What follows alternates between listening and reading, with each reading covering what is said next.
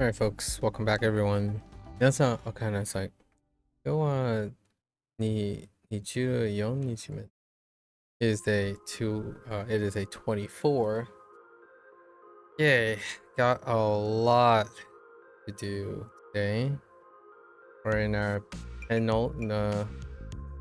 what are we, 3 days off? 2 days off. Tomorrow we'll be doing 7 grammar points to fill out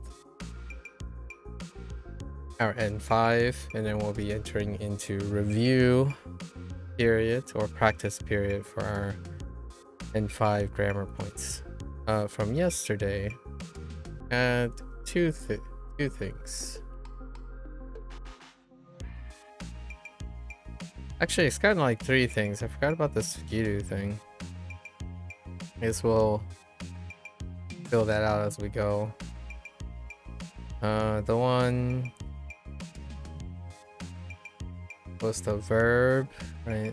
Verb it plus moi. It's kind of to say it's okay, or in the form of a question, may or can. And then there's also the te into kudasai.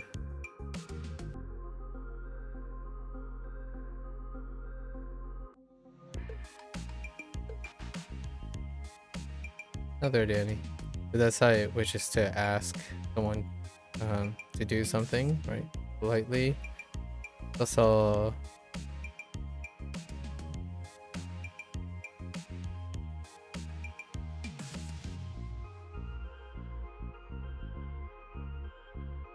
naide kudasai.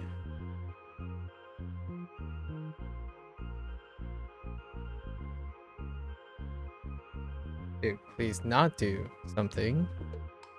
And in our vocabulary word that was new, actually, sabishi. Sabishi.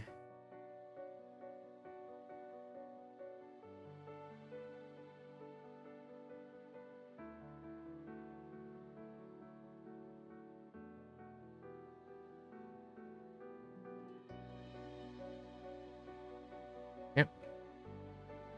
And those are the ones from yesterday. Okay. Try to keep on task. Let's look at our penultimate group of N5 grammar points.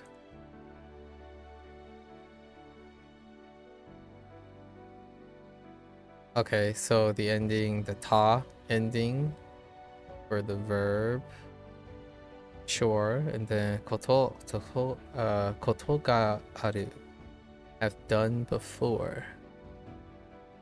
So ta koto ga aru is a set expression in Japanese that's used for saying that there has been a time that you have done a, and then the auxiliary verb ta will be added to the verb indicating that you have done, followed by koto, ga, and aru. Like no, koto is regularly used for nominalizing, creating a noun-like phrase. However, no cannot replace koto in this particular grammar pattern. Okay. 富士山へ行ったことがある? Okay. 私はお菓子を買ったことがない。 Technically, okay. Past.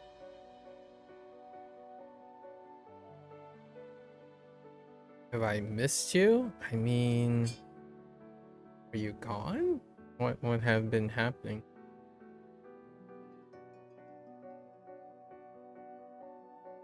And I imagine you were just trucking along with your artwork and your personal background challenges.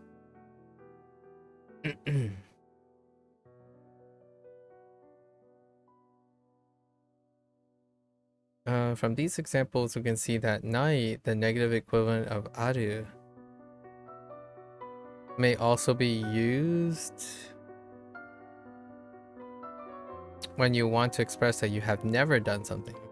Caution, just like English, many set phrases cannot be adjusted in Japanese in the same way that koto cannot be swapped with no in this expression. Fair enough. Fun fact, an expression where koto is followed by a verb phrase, no may not be used. When used for nominalization, no is almost always followed by a noun or an objective phrase. Here are some examples. Okay. 彼は踊ることができる。I see. 来週は休みだから、旅行へ行くことにする。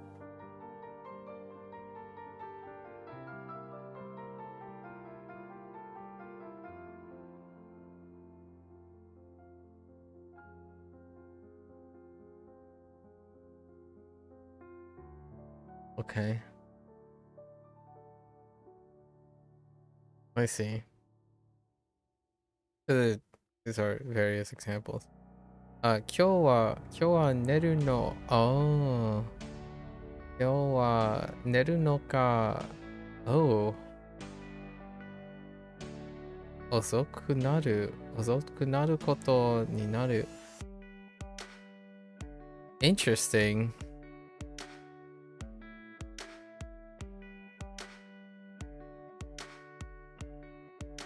Been busy, super inactive with Twitch, yeah, basically, yeah, that's good.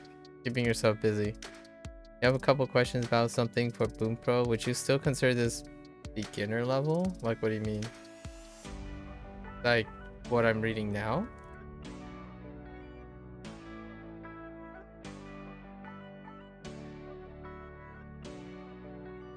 Yes. Like this part? Yeah, this would be beginner level. We were talking about like standard metrics and whatnot, like the curriculum, and this is beginner curriculum.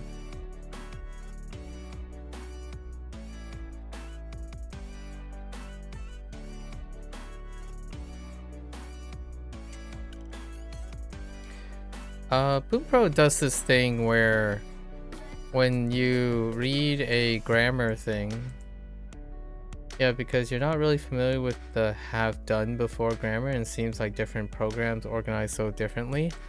Well, this is beginner. This is a beginner concept. Now, the thing is, Bunpro does this thing where they also include nuances and colloquial speaking and formality gradients as a form of completion. So oftentimes a beginner thing would be, this is a set expression, just use it in the set expression. And in Bunpro, sometimes it's more information than you need a lot of times, and it's can feel like that, but this should be an N5 concept. Yeah, they are curriculum based. So if you are going through a curriculum, this part would be in like textbooks and whatnot. So they're curriculum based when it comes to their grammar. It might not be described in the same way. So like different programs might describe it in different way. Oh, and also the grouping comes in no particular order. I don't think it's particularly in any order. However, this is an N5 concept. I would still consider this an N5 concept. So no particular order within a group. All of these just happen to be grouped in N5. And yeah, I have not necessarily. But it just seems like different curriculums teach things at different times, yeah? Yeah, so within a tier, they teach it at different times. Because it's no particular order. However, this concept is not like an N4 or an N3 or an N2 or N1 concept. Like they do not occur during those segments. So this would, all of these things in no particular order would be considered beginner. Whether you use it or not, I suppose that's really your thing, right? Because it should be under koto. This is a use of koto right here. That's the concept that's N5.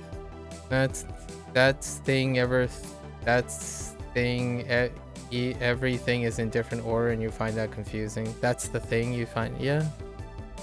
Well, you're responsible for all of it, so regardless of the order, you should, like, it's irrelevant the order, right? It shouldn't be confusing since you're supposed to know it in any order. But I can understand that if you're going through it and they just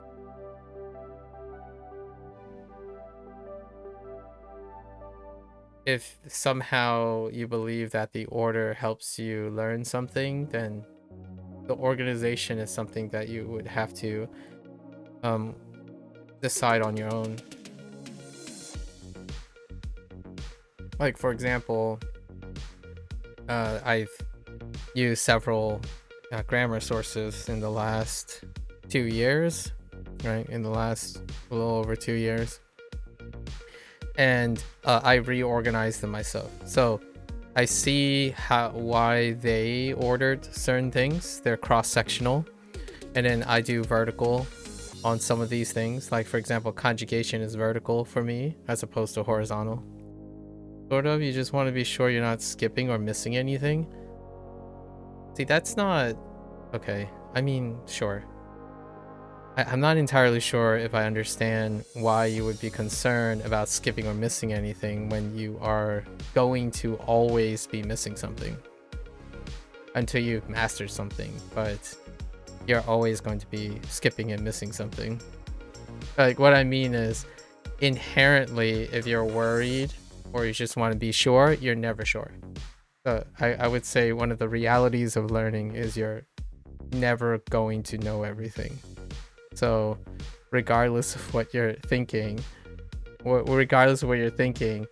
either that feeling is never going to change, or you can find ways around it. Like, I rarely ever think that when you go to learn something, it's comprehensive. Like, even the most comprehensive things are not comprehensive. But if you're choosing to learn a natural language, right,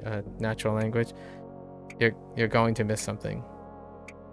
Whether it's important to you or not, it's definitely your choice to make, I think. And in this case, it feels like you have some concerns. I don't think about it very much, whether I skipped or missed something, because since I'm a human being, I will always be missing something in reality. Yeah. Or forgetting things, right? Forgetting things can happen as well. Yeah. I'm not, like, it doesn't sound so reassuring, but that's how I reassure myself. You learn as many things as you want, and you continue to learn.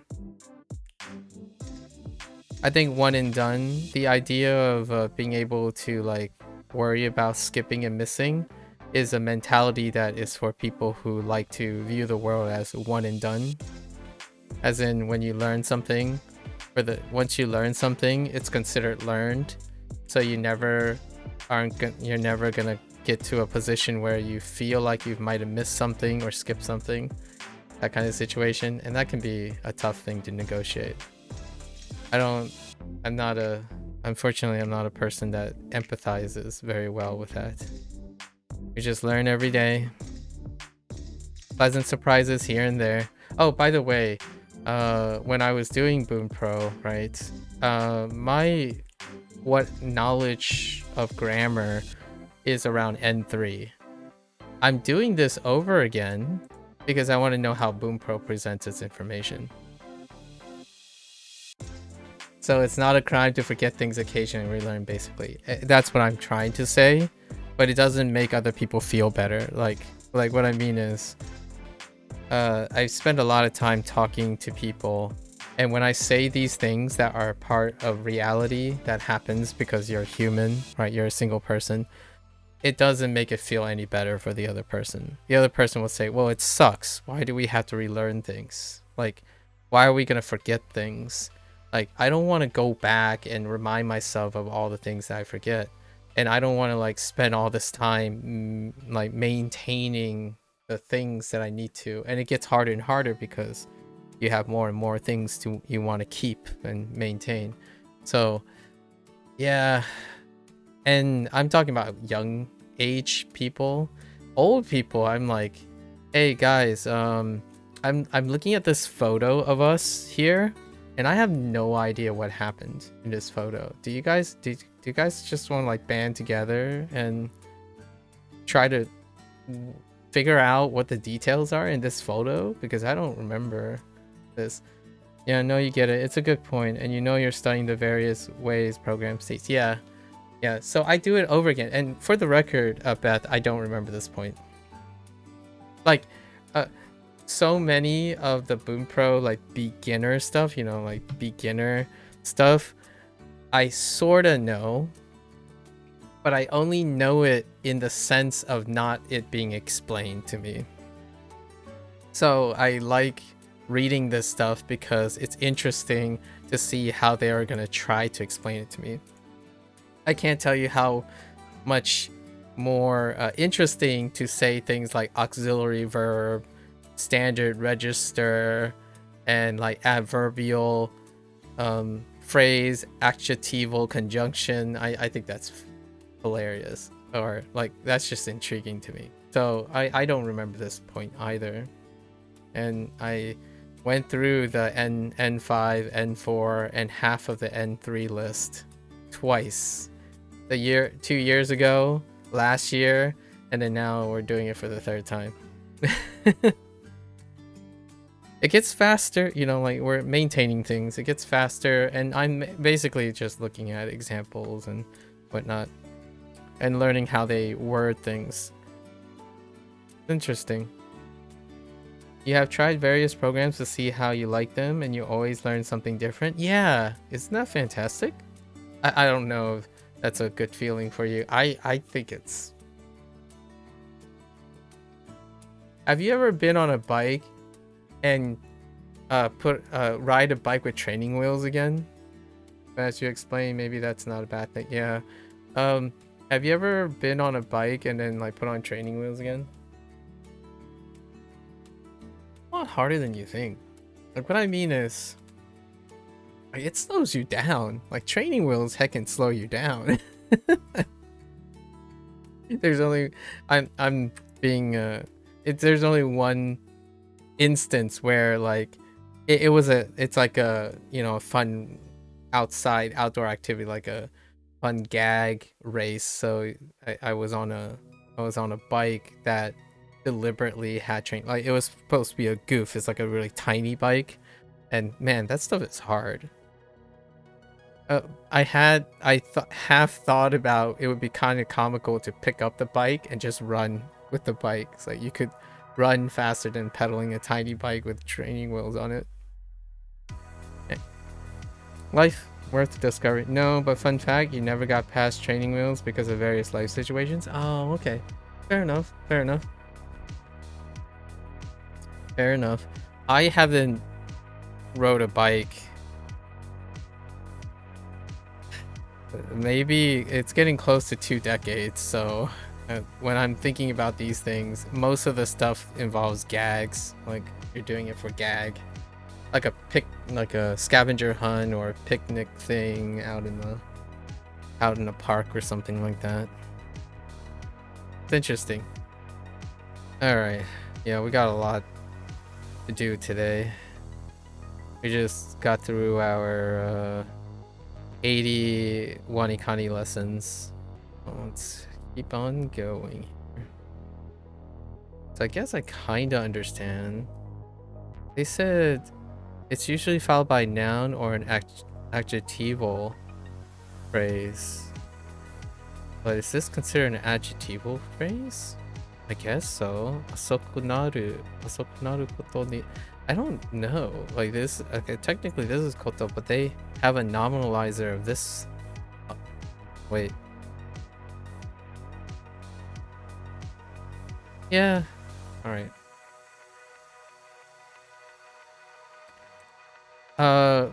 Um, have you, I guess the example that I'm trying to present is, have you ever gone back and did something as though it was like the first time, and somehow it feels transformative and different, right? Because we do consolidate and dispense with many things that otherwise do not take consistent, like skills. I guess the most technical way I could say it in a way is skills have emergent levels.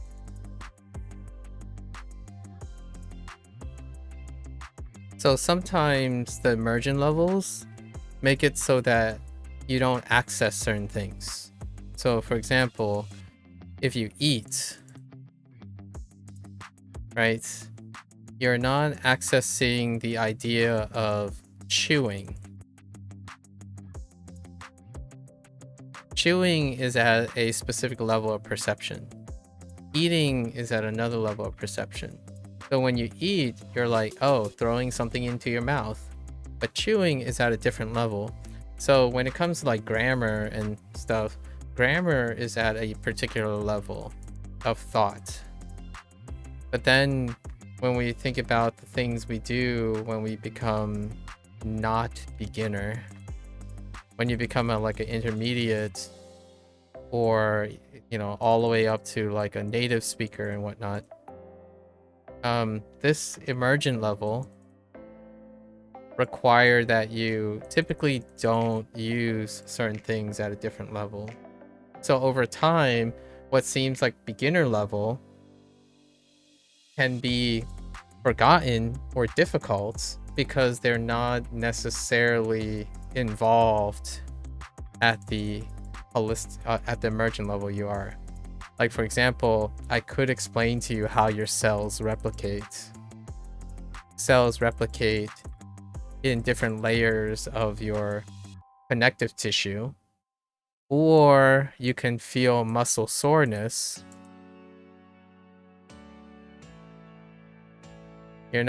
When your muscle is sore, you can anticipate and operate at that level. It's not like you're thinking about your cells replicating and replacing cellular damage, for example. So I feel when it comes to language, they are separated in those emergent levels when it comes to perspective.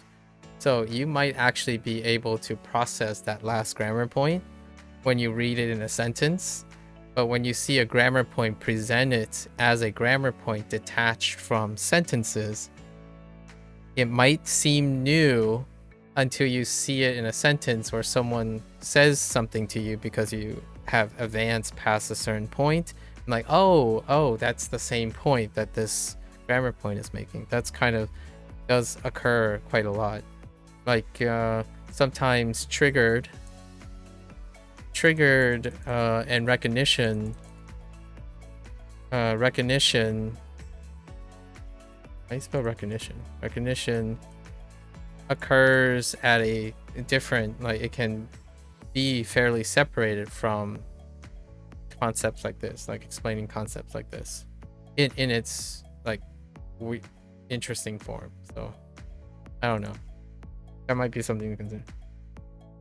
I mean, you've done that with Japanese a couple of times. You guess the repetition is good and you learn new things, but sometimes you want to skip the easier things. That's understandable. I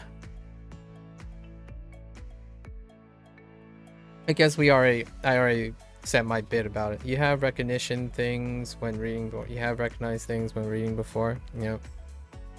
So that's probably one part that I do not rarely have a desire. I don't think there are things below or above me when it comes to seeing things, because if you learn new things, then it wasn't easy. You can't possibly know things are easy if you found new things to learn about them. Usually Ease and hardness deals with your ability to expend energy to either learn or practice. If you're practicing, you're aiming to use less stamina in order to reinforce what you've learned. When it's hard, you're learning as opposed to practicing.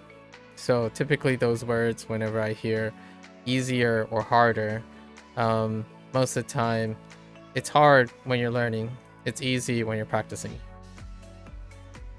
So when I use those words, I typically tell people I'm tired now. Like right now, I'm quite tired. I prefer to be practicing right now because I can practice all day. I can't learn all day. So when I'm tired, I try to learn as best as I can, but usually I want to be well rested when I'm learning, which is reading these things. When we're talking and conversing, this is kind of probably, I'm gonna get some heat for this, but talking to other people is my practice. I tend to practice a lot because most of the time when I'm talking to someone, I have done like the routine past a certain point.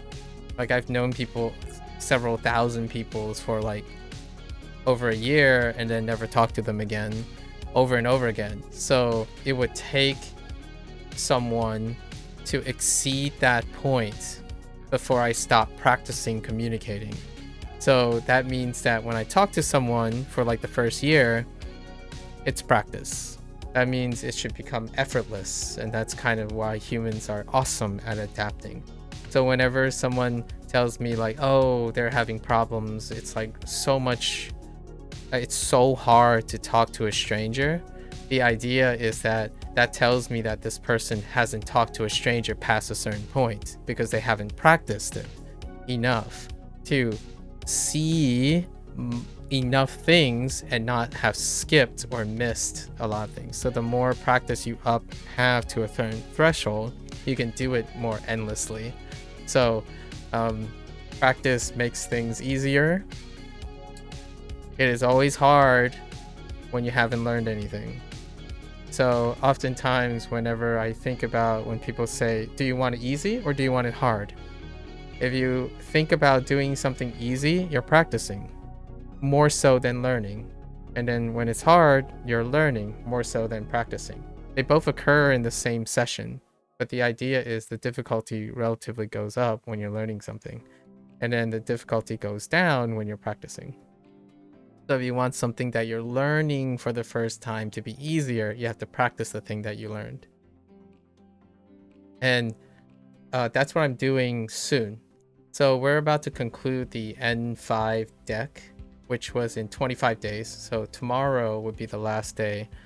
After that, I'm spending a month all the way up to March to practice the N5 using what Bunpro has to offer. Because I typically give sufficient time to practice something after learning something. Usually when someone says you sometimes want to skip easier things, is because you want to skip practice. They are skipping is the tendency to think that you have learned the thing, so you don't really need to practice it, which is appropriate. That is the most pragmatic response. Maintenance requires that every so often you need to practice it, right? It should be less and less often that you need to practice it because you're using it. So when you use it, it transforms from not just practice to application. And practice can be broken up into two things. It can be broken up into application, which is when you become intermediate in the skill, and then practice. Repetition. Repetition is the word. So when you're still in repetition, you can skip. That's because what you're doing is you're repeating the same things. So you're trying to become more efficient. So if you think you can retain, like that's what SRS does. That's the R in SRS. if you can definitely skip. You shouldn't feel bad if you're like doing repetition. When you're doing repetition, you're trying to lower the amount of excess time you're doing repeating the same thing, right? That's for maintenance, because once you've learned something through repetition, it goes into maintenance. So you have to measure, or try to measure, what is the longest time you can go before you forget, which is the basis for SRS.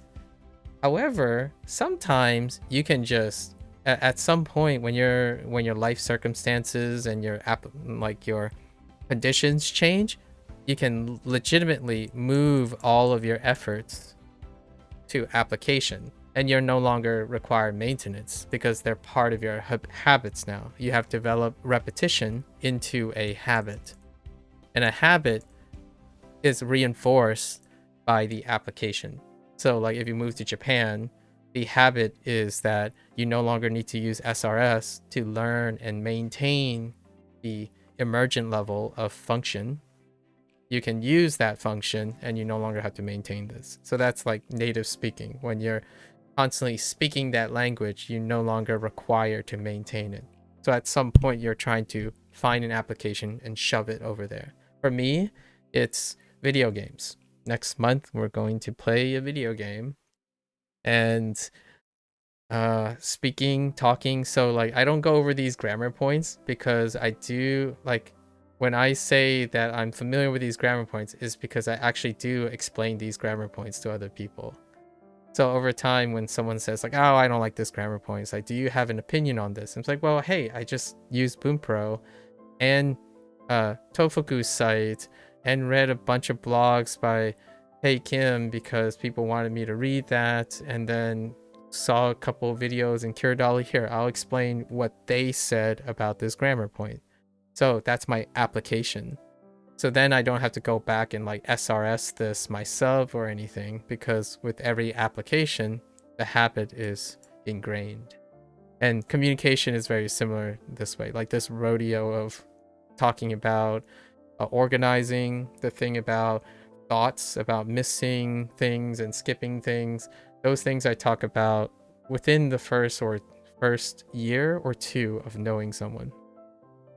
And then eventually, when we get to like 5 years or 6 years, that's when we get into uncharted territory. And that's where I have to learn a lot. But it hasn't been a very long time. The reason why I said 5 years, why is that so arbitrarily 5, is because I used to be at a university, and usually people keep in contact for 4 years. So it's usually 4-year cycles, like middle school, high school, college, graduate school. They're usually 4 years, a little bit higher for graduate school. Graduate school for me was 7 years. So there are a couple people who I kind of know what happens when you're like, oh, now we're entering the 7th year. And I do have obviously extraordinary best friends, but there are only a few of them. I only have a few best friends that exceed a certain amount of time. That's a practice, an application. Having a friend, especially like someone who speaks Japanese or something, that would definitely be an application. Then you can tell yourself, okay, well, I can skip all this SRS because I have application. Right? Finding application is probably where most intermediate language learners are trying to do. They want to abandon, they want to skip the repetition, which has no application, and they're not like producing delayed gratification, right? So they want to exchange it, substitute it in some way. I hope you find something that will help you substitute that when you're saying sometimes you want to skip easier things. Like find a way to use those easier things. For me, playing video games, teaching, or not really teaching, but more like advising. That's how I and making content, obviously, like doing this is fun for me. How people structure, use UI, explain things, that's my application. So even though I technically know these easier things, I'm not going through this because the main focus is to learn something, learn a concept that I already know, but it's more exploring how they're explaining these things.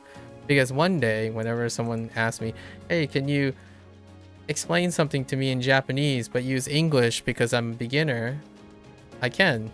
And I can choose whichever way I see fit that I have experience with. So the purpose of this not being tempted to skip this is it serves another function now. Like, I'm reading this stuff for the very purpose of this conversation we have now. And hopefully you find something that interests you in doing that. So then you can actually skip the other things. In fact, I would probably boldly say it wouldn't feel like skipping anymore. Like, you're not like cheating, you know, you're not like cheating on your repetition because you're getting repetition in an application. I haven't spoke to anyone in Japanese, so actually recently I've been reading someone's Japanese homework for fun, and that was kind of fun, where, you know, this person had a passage, right? And we took turns. Like, I read a paragraph and then we went through it one at a time. And that was a great, if people do that, that's a great way to find application, read together. Like, I often thought this was a cute idea. Instead of, you know, how you have reading clubs, and then everyone's like doing their own thing, like, oh, have you translated your sentence today or something? But what if you did it asynchronously, like a video game or something? So hear me out. There's a lot of times video games too, they call them asynchronous video games, like Words with Friends. Sorry, I'm using like a boomer example, but we're friends. It's kind of like Scrabble, right? But it's asynchronous. So you do one thing and then you wait for the other person to respond, right? That creates accountability. But what if there was a Japanese language learning game, but it's kind of different. It's an application output game where what you do is you build stories together. And then there's like a gamification of it where like the system will give you a couple words that you also need to incorporate to get points as you're doing it. And what you and the other person do is you have to improvise a story together asynchronously. And this is not a new idea. I'm actually combining several ideas. So a lot of improv shows, like back in the day, there's a show called Whose Line Is It Anyways? And the comedians are given prompts and they are supposed to improvise all of their material. And the host throws wrenches and conditions into their improvisational comedy. And the idea is that you're causing output and application of all your experiences. And then you kind of like get to know the other person and jive with the other. There's a new show that I really like called Game Changer that does that same format where you take like 3 seasoned comedians and a host and you do that. And what happens is they bank off each other. Well, if you combine this with building stories, you could have like, for me, like I start to, hey, is there anyone who's like N3 or N, you know, like have a particular vocabulary? And it's not really limited to the vocabulary. You can set the system to say, oh, include everything that is particular to that person's level, but each person have different extra point levels or grammar points. And the idea is, okay, I got woman, bookstore, and I need to ask a question nicely.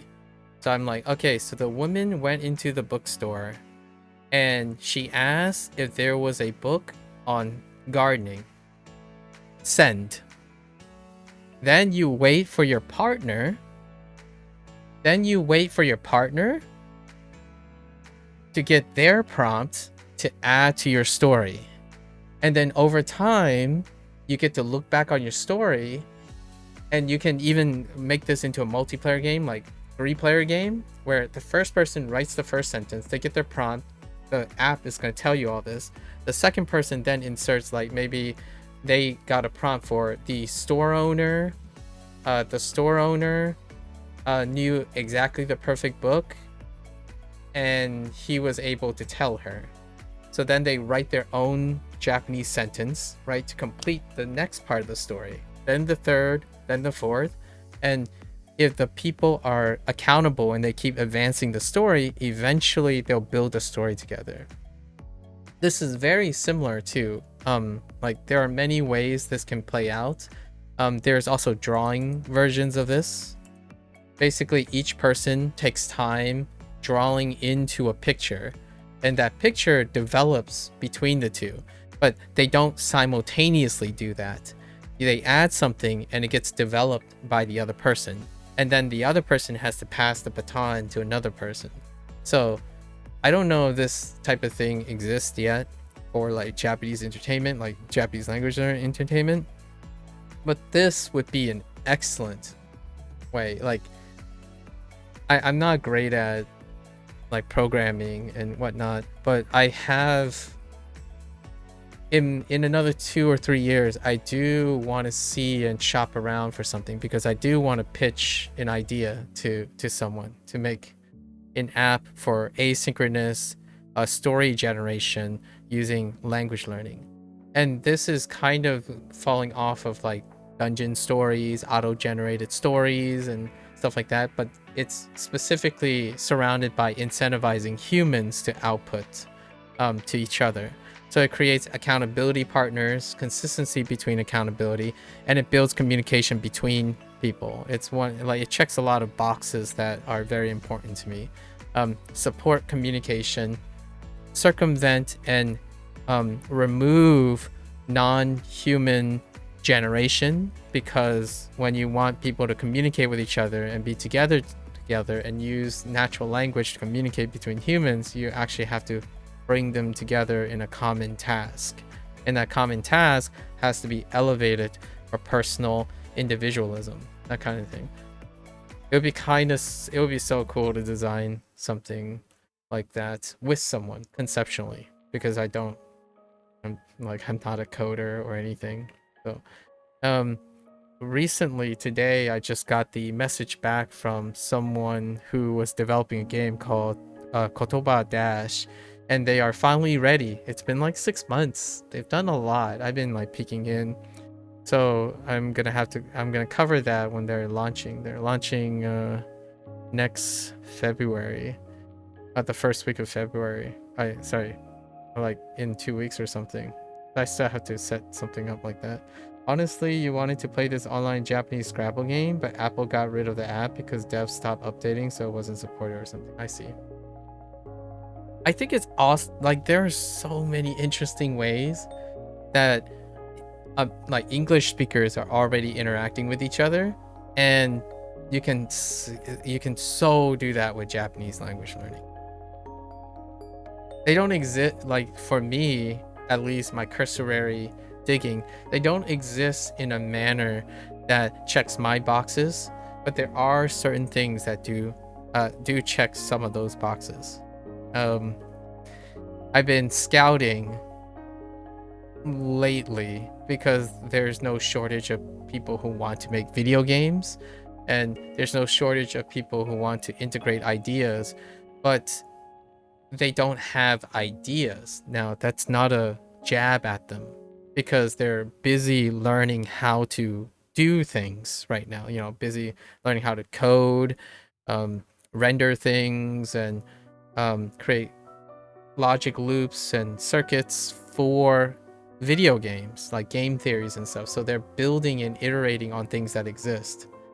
But I am looking for someone in which I can pitch the idea, because for me, their ideas are dependent on your experience. They can't be like replaced by mechanical know-how.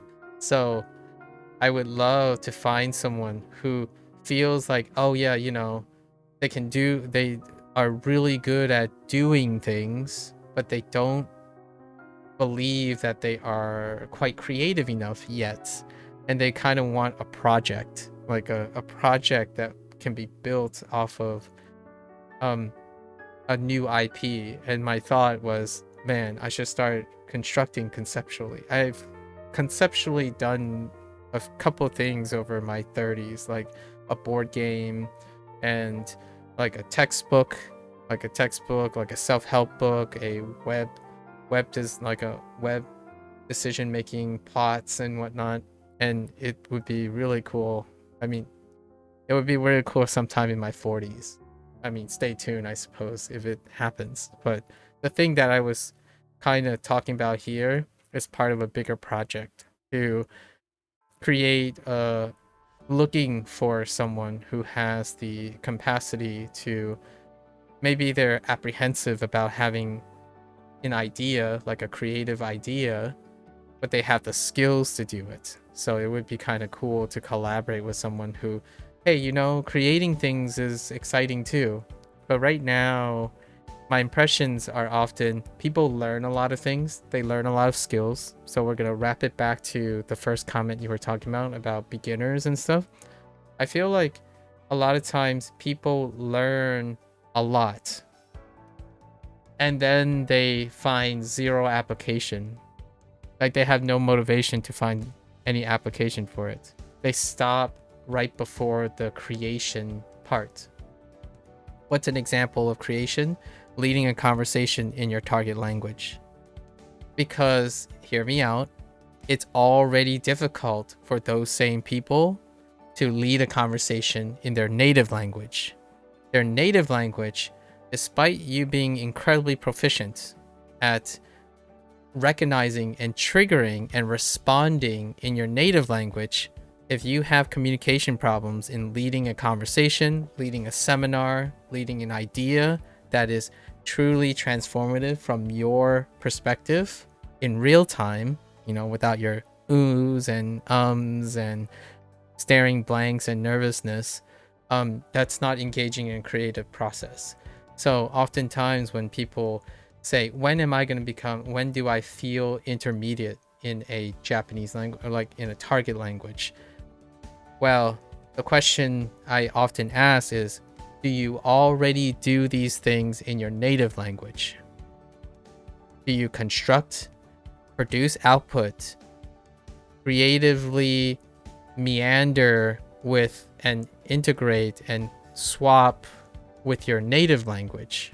Do you talk to a lot of people, different people, and accommodate and change voices and tenses and formality in your native language? If you're unable to do that in your native language, how is it reasonable to expect yourself to do it in the target language? So that's kind of like the thing right now. I think people learn really, really well. They learn a lot of skills and then they stop there because it's the easiest thing that they're used to.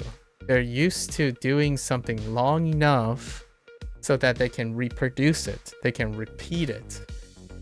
And then can't find the next step. Like when you ask someone, why are you learning Japanese? They would say, oh, because I like the Japanese culture and anime and all that. It's like, have you gotten there yet? Like, well, I watch anime and manga and I like read about Japanese culture. Okay, so now what are you going to do to apply it? Are you going around telling people how great Japanese culture is, or like your anime and manga in Japanese? Because that would be an application of both learning the language and the reason you're learning the language.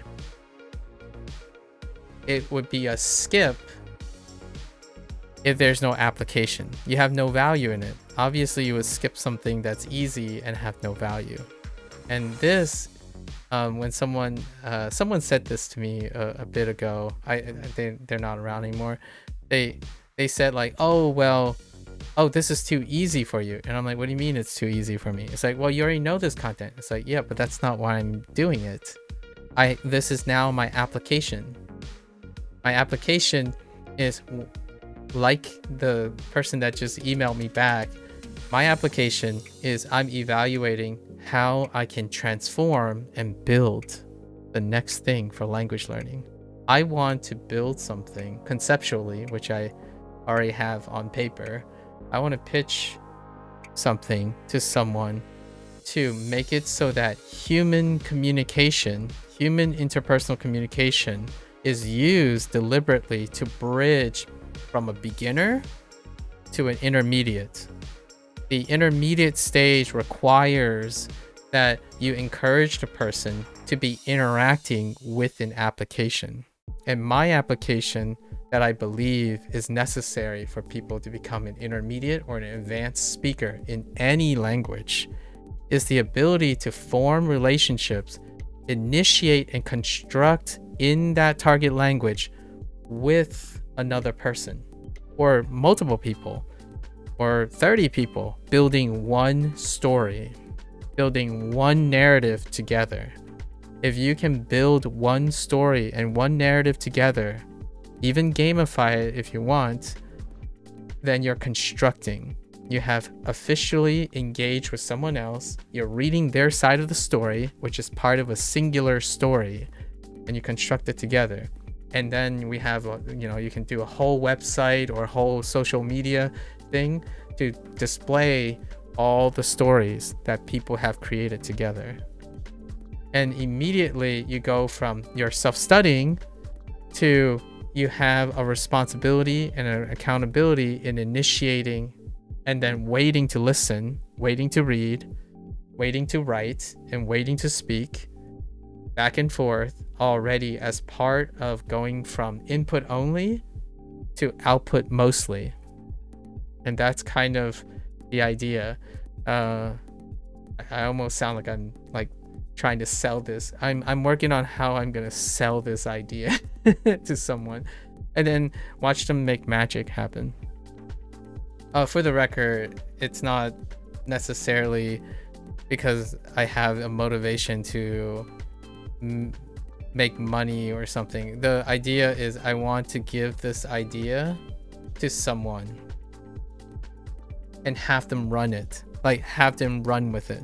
Like if it becomes successful, then that is one person who can learn to love to make things for Japanese language learning or whatever language learning.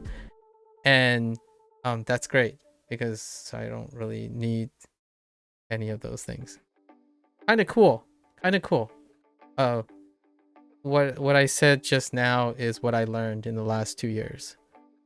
I mean, I did learn a bunch of kanji and grammar points in Japanese and Chinese, but what I really was farming for was what is missing? Like, what is Bunpro missing?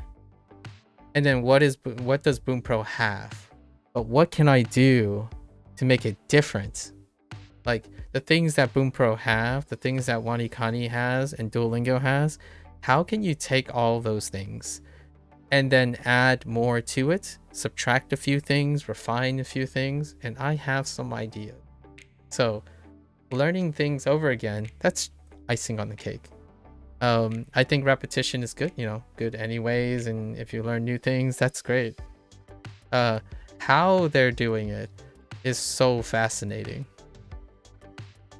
This is not out of the blue. There's someone that I watch a lot, Hank Green. I say his name a lot. Recently he collaborated with an app game, like a developer, and it became the #1 game in various categories. And it was addressing a lot of the things that his life encountered. And it's a game of waiting. It's a game that is supposed to promote waiting, concentration. Like, so the whole idea of the game is you're rewarded for being patient and waiting and letting things like work out. So like the game itself is built on this concept like, oh, you want to let your virtual like character and avatar like do their thing, and you with that time, you need to do something with the time as you're waiting. So it's such a great example of thinking out the box. Like, how do you get people to get more attention? How do you encourage someone to breathe and slow down? How do you get someone to have an internal clock where you can get them to like, hey, spend 15 minutes, go outside, as your little virtual creature does his thing, and then you're rewarded for it. So like you're basically kind of like taking care of a Tamagotchi. Basically, it's like the old school Tamagotchi situation where, oh, you fed your Tamagotchi so it wouldn't complain for the next hour, but then it's like leveled, like even more detailed than that. It's pretty cool. Love it. Sorry. All right, let's get back. Okay, so let me review the first thing again. This was we take the ta, right? Cool. Got it. Or have done. It didn't work for you? Aw, that's... So you have played it. Do you know what the game is called? I keep forgetting what the name is.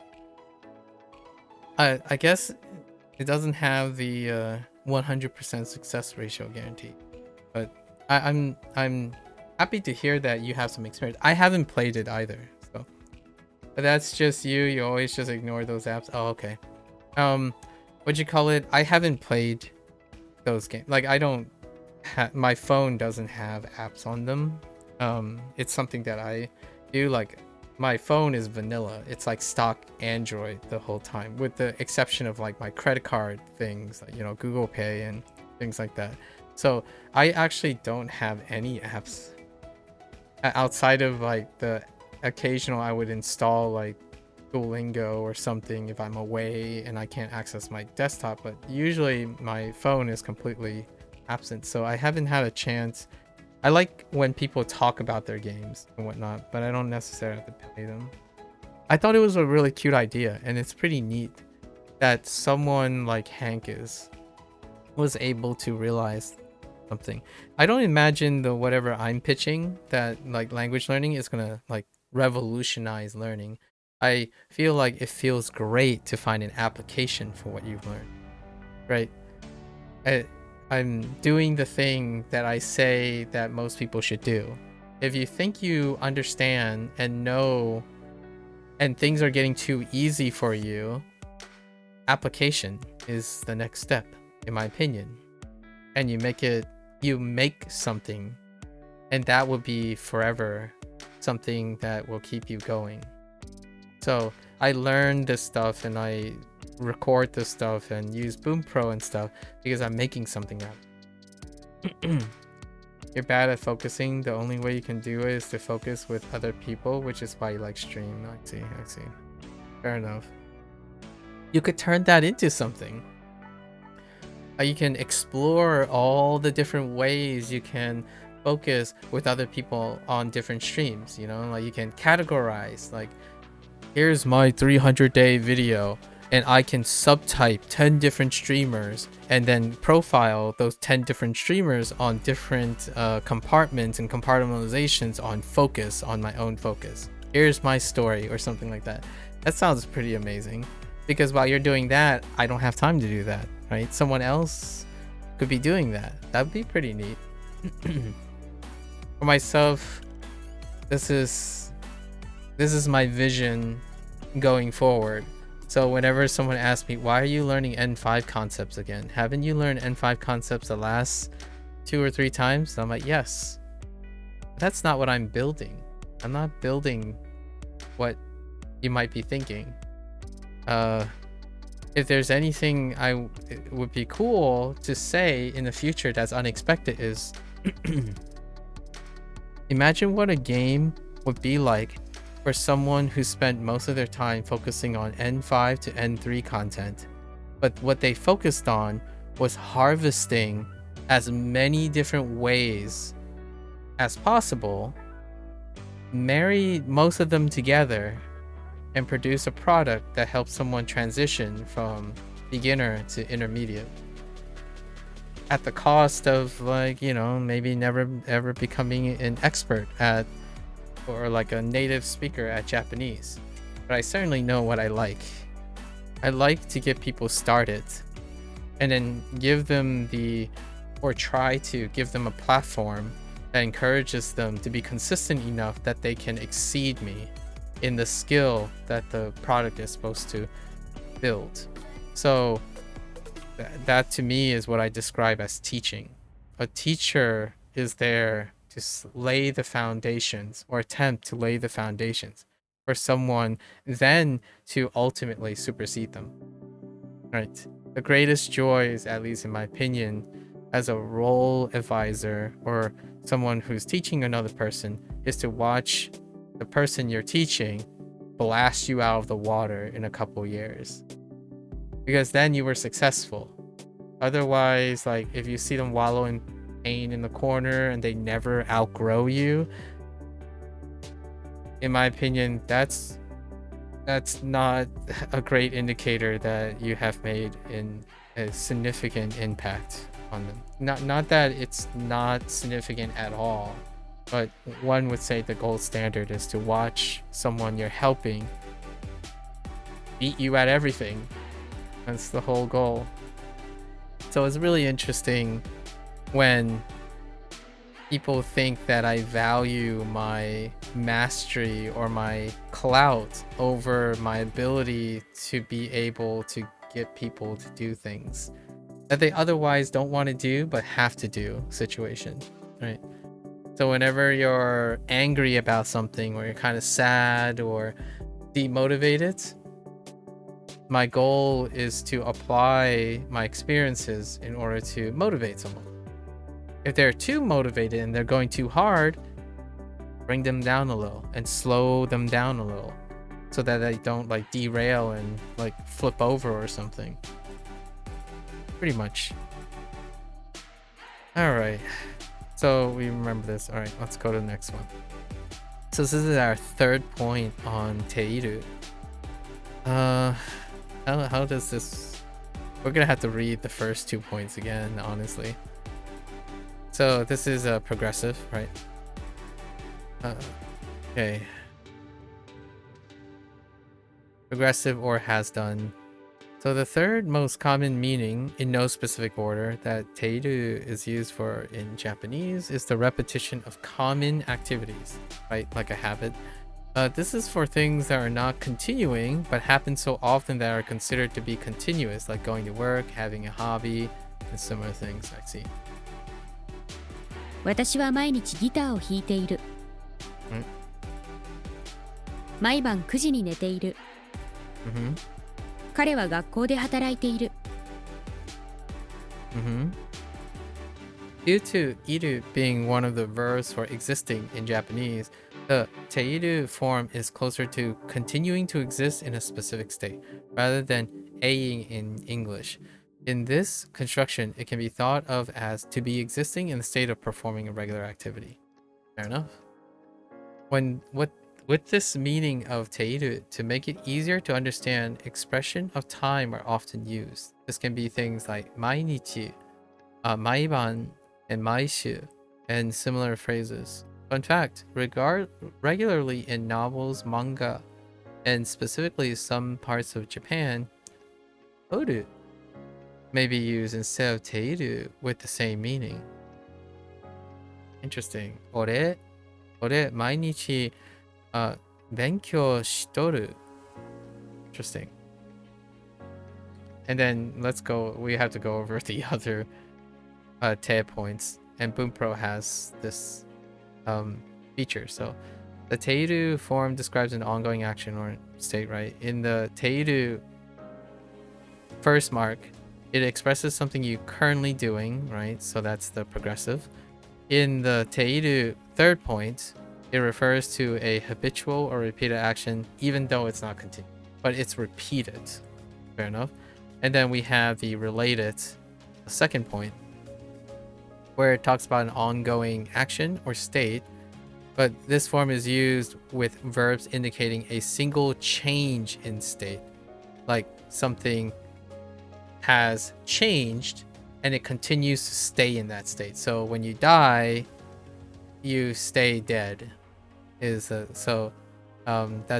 second point, which is related but not the same as the first and second point. That's first and third point that's closely related. I absolutely love this part. This part is how my mind works. Like, I am a proponent of association. So if you're not organizing, when you're learning something and you're not immediately organizing and doing deep processing in your head, confusion will take hold, right? Going back to the first comment you made, Beth, earlier, where I typically organize as I'm going, and if the app organizes something, I would contrast it to the way I organize information. So I organize conjugation vertically, and they introduce conjugation horizontally. So then I would have to combine them. Whenever they do horizontal stuff, I go back and stack the vertical things on top. So this section is great with synonyms, antonyms, and related articles. Association is so that you can connect the loose, you have a network, right? Something like this, where networks connect multiple things, and this already exists. Now you learn something new and you want to connect it with as many things as possible so that there's overlap. And when these things overlap, easier to remember, at least in my opinion. And what I mean by easier to remember is the initial encoding, and then the maintenance of it comes with its overlap. So every time you see teiru, you can possibly think of all three of the uses of teiru, right? Pretty cool. Okay. How's this related? The teiru form expresses completed actions or paths. Unlike English, verbs can directly modify nouns, similar to e-adjectives. For example, iteru gakko means the school I'm going. Oh, this is at the yes, right. The school I'm going to. However, when describing a noun state, the past form is often preferred over teiru. For example, I see. I forgot about that. Yeah, the dead mouse. Which you can use the noun, like put it in the ta form, and then put the noun at the end, modify it. And then te, how to conjugate into the te form. It's on the blip about linking events together, but it's also the first time. This card is the one that introduces how to conjugate to the te form. Okay. Especially the godan. I think it includes one line for the ichidan. Well, all right. Te, adjective and nouns, conjunctive, article, auxiliary verb. So, oh, right. Listing multiple adjectives and multiple nouns. Yes. And I remember the ku needing for e adjectives, and then na and nouns just need a de, with the exception of yoku, because yoku, e's stem is yoku, or yo, and then it becomes yoku, or yoi, which becomes yokte. Okay, the te form of an e adjective or de form of a noun or non-adjective is exactly the same as the te form of a verb.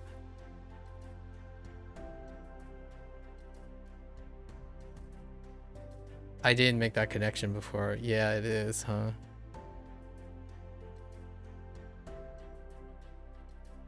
Interesting.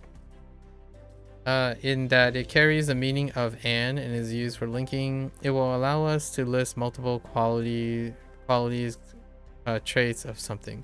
For e adjectives, we will need to change the last e to ku, the form used for conjunction, right? And then simply add te. For noun and non-adjectives, we will need to add de to the base form, not na or da. Exactly. Yeah. Which non-da are the other I don't know what they are. They called, but the other auxiliary particles or verbs endings for other functions, other grammar points. Don't want to distract too much, but you're still trying to get better at te form, better than you used to be now. Nice. What are you working on right now for your te form? Like, what are you doing? Imperatives? I feel like the most frequently used stuff that you hear in things would be probably the imperative when you use te form.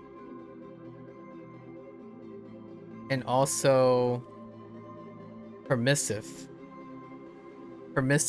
and imperative. So like mite, right? Mite, right? Like look, or something like that.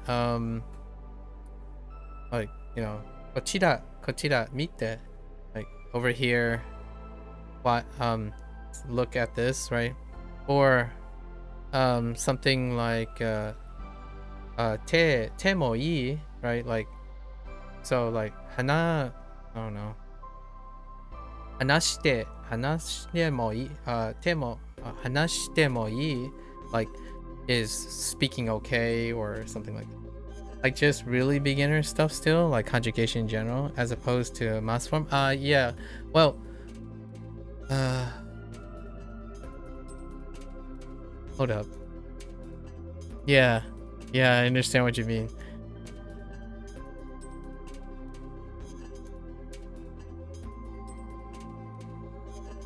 I'm not sure.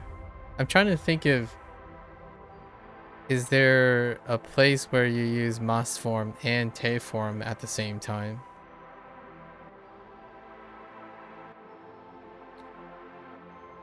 Okay. I'm not, I don't have an example off the top of my head. But I understand. このパソコンは新しくて速い。 Yep. あの自転車は便利で軽い。 Right. 音楽を作るのは仕事で趣味だ。 Shimida. Oh yeah, shimida. Shumida. Shumida, which is a hobby. It should be noted that te and de are different structures here, right? Te is the same conjugation particle that is used with like verbs, like endings and whatnot, while de is the particle. It's the actual form of da that is used for conjugation. I don't think, maybe you don't call that a particle. I guess you do call it a form of da. Maybe when using more than one verb. Yeah. I was thinking like with one verb, where like you would have the te form attached to the mas form, or like a polite command or something. I am actually kind of curious. Polite command. It's probably just kudasai, but might use honorific language instead. So like mite kudasai, right? Like please look, sort of, instead of using like mite ga imasu or something like that, where you would say something that you have to make polite. I'm pretty sure it isn't, and you just add something like this. So far, all my examples are you either add an honorific language, des, or a kudasai.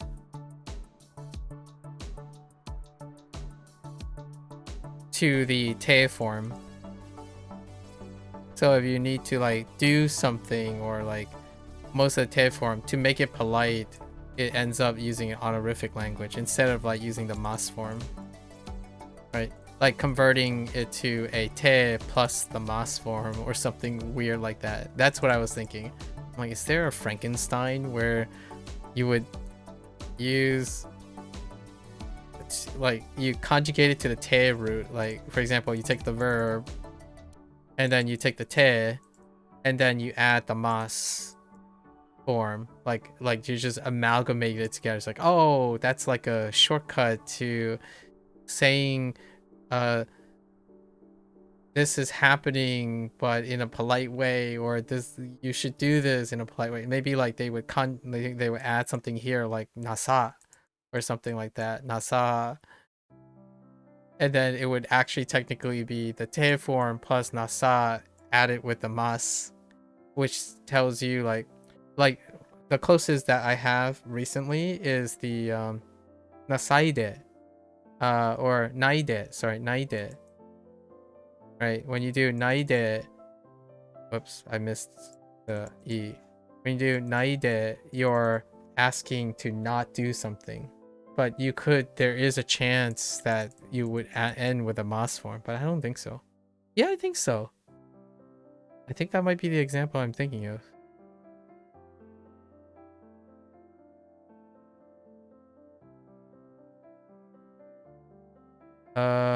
We'll come across it today in my review. You feel like that's not a thing, but if it's that way beyond your level, hang on, let me naide.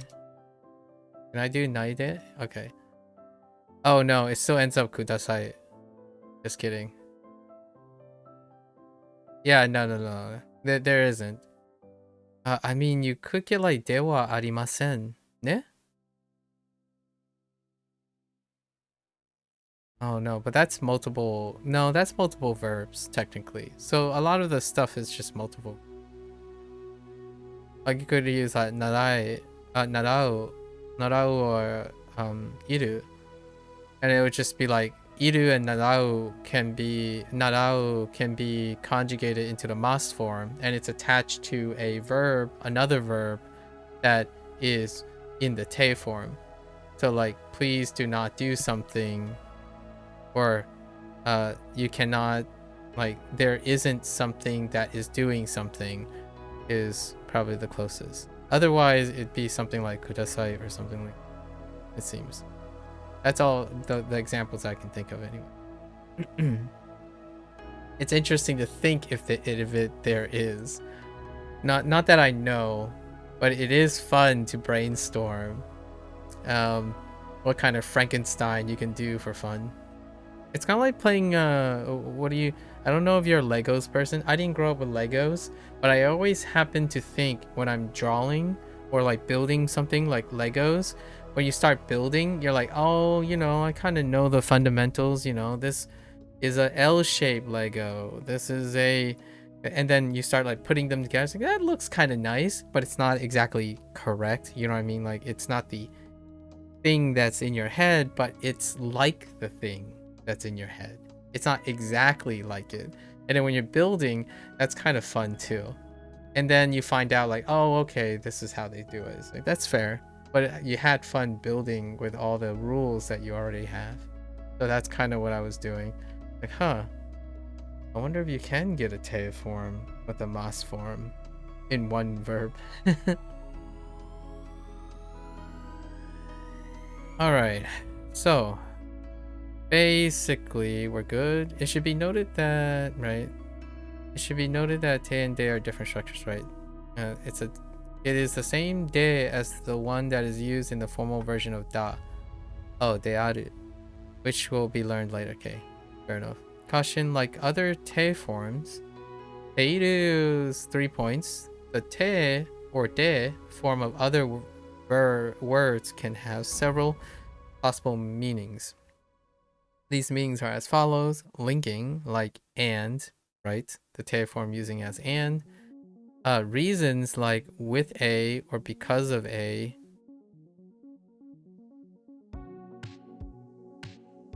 Yes, I still remember that point. And then manners, like to do be in a way. I don't know if I covered that yet on Bunpro. The first two, pretty sure. あの人は綺麗です。綺麗で優しい。Yeah. Okay. 大雨。大雨。うん、大雨で、バスが止まりました。So, right, because of the two nouns. Wait, not the two nouns. This is just being stopped. Wait, how does... It's linking... Oh, it's linking... I see. It's linking the phrase about the stopping the bus with the rain, the big rain or the storm or what have you. 私はご飯を急いで食べる。ご飯を急いで食べる。Manner in which... Oh, yeah. Oh, this is what... oh, it's the regular day. It's the most simplified day. The day that is... by what means? The first day that I learned immediately, which is how something is being done. So taberu, how is it taberu, food in a hurry?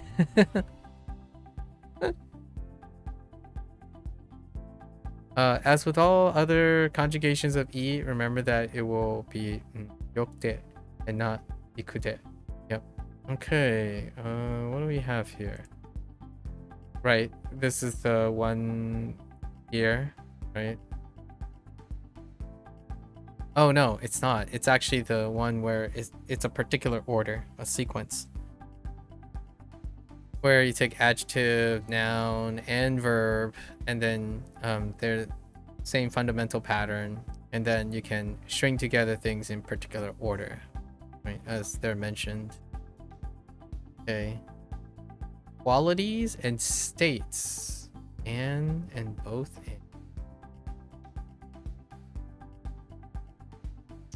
Okay, still uses the same conjugation, and then de in a phrase, okay?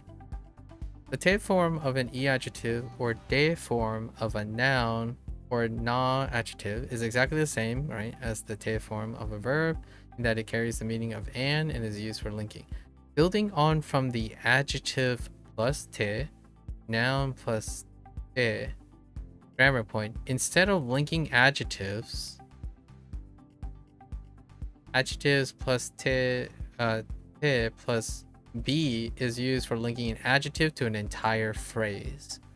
With this construction, the phrase is simply added after te with the adjectives or de with nouns and non-adjectives. Without any extra consideration for the phrase following it, this means that the be phrase will behave as if it was its own sentence.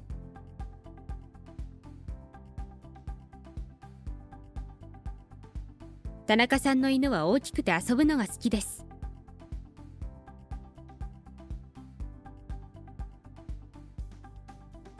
I see.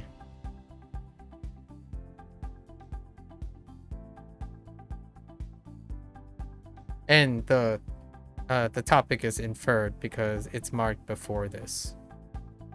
It's marked before this. まさみは綺麗で水泳が趣味です。Yep. Okay. トミーは漫画家でたまに学校で国語を教えている。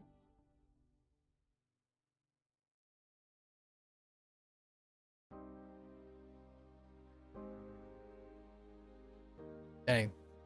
The default speed is so pretty fast. Anyways, as with adjectives plus te, noun plus te, it should be noted that te and... Oh, okay. So we did cover this part, right?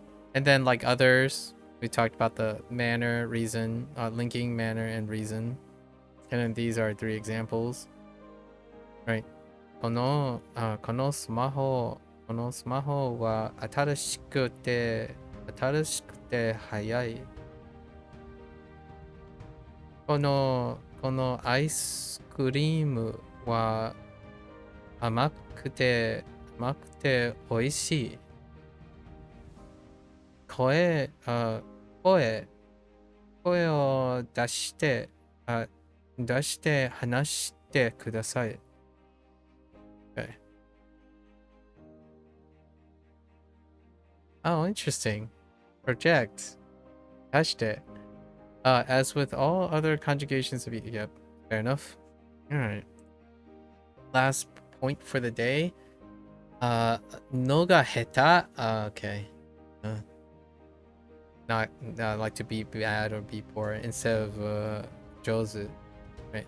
No ga heta is a phrase that behaves in almost exactly the same as no ga jozu, but rather than meaning to be good at A, it means to be bad at A. Which is a much more handy expression if you are like me. I wonder who wrote that in the Bunpro faculty. Fess up. Fess up, Bunpro faculty. This particular expression is used with the plain dictionary form of the verbs only, right? 私は漢字を教えるのが下手。彼は運転するのが下手です。Yeah, so we're using the no, the nominalizer no, the marker, the subject marker ga, and then the adjective, right? To describe the nature of the nominalized phrase before it. In these examples, we can see that there are no difference between ichidan verbs and godan verbs. Both will appear in their plain form. In this expression, noga is performing the same function as it is in the regular nowa and noga instruction. This function is nominalization, turning a phrase into a noun. Caution: if you want to express that you were bad at something in the past, the verb will still remain in the plain form, but heta will change to the past tense. Okay.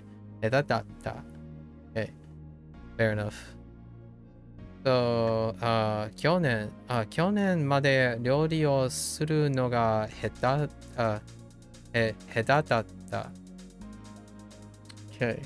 And then Nogaski. Yeah, there's the Nogaski, which was one of the earlier ones. All right, let's see. Okay, hang on. I need to.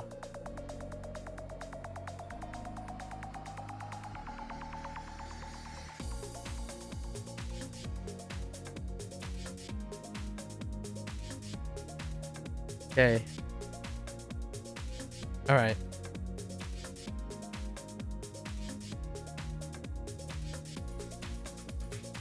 I've got the rest. Oh no. Wait. Yeah, I need the koto ga alai irimasu. What? Oh, it's talking about soccer itself.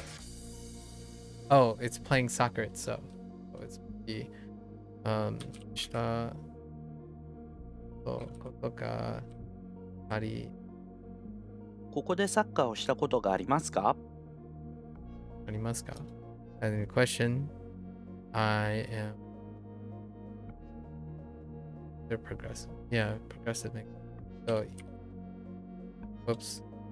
Totally forgot about the iru. 俺は毎週金曜日の夜にスーパーに行っているのだ。俺は毎週金曜日の夜にスーパーに行っているのだ。Wait, what are the other examples? Oh, yeah, you can remove the E for colloquial, and then they mentioned the comment about Toru. Okay.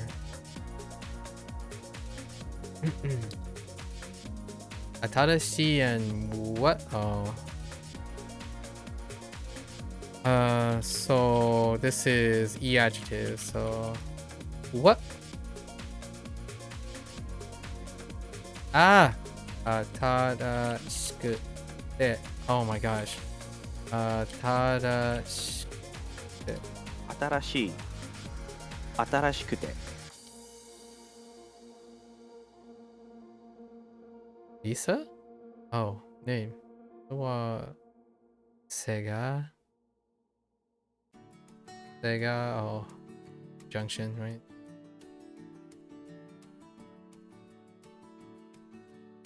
リサは背が高くて可愛いです。かわいい。Okay. Oops. Need to normalize it. 私はチェスをするのが下手だ。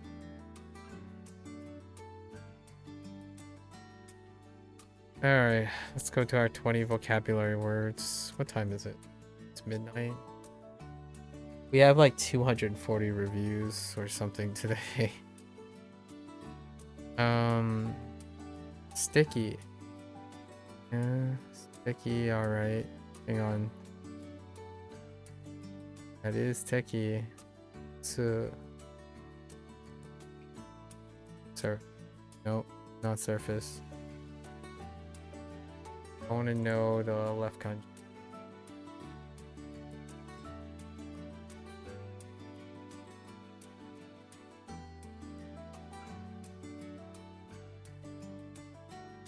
Left kanji was what? Elementary? Oh, right. Elemental. Elementary. In a sense of like naked or basic. Yeah, this one's special because it's elementary plus enemy or foe. And has from the kanji meanings. Oh, weird.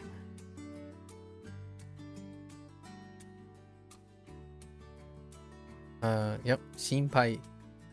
Shinpai suru na. Right? That's a phrase that you hear quite a bit between close friends whenever like things are going down. Like shinpai suru na. Don't worry. So shinpai is a na, is a suru verb, so you add suru. And then the don't na, assertive don't na. So shinpai suru na. Don't worry. Like, oh no, the world's gonna collapse. Shinpai suru na.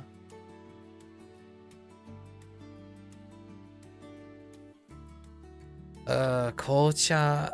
Kolcha. Fair enough. Omiyage. Omiyage souvenirs. Haha. Oh, ho, ho, ho, ho. Futo. Ooh, Futo, we meet again. What is the left ones?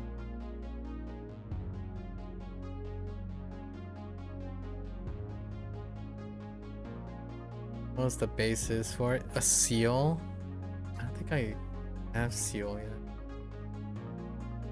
And then the right should be cylinder or pipe or tube.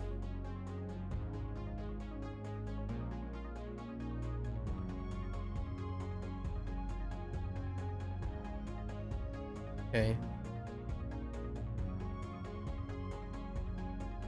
Yeah, Futo and okay.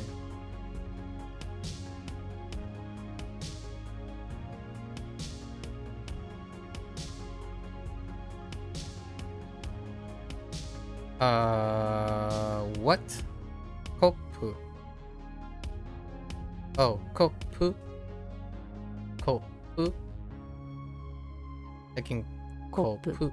Oh, kopu. Oh, it's a lot. It doesn't actually go that high. Interesting. Despite it being elevated.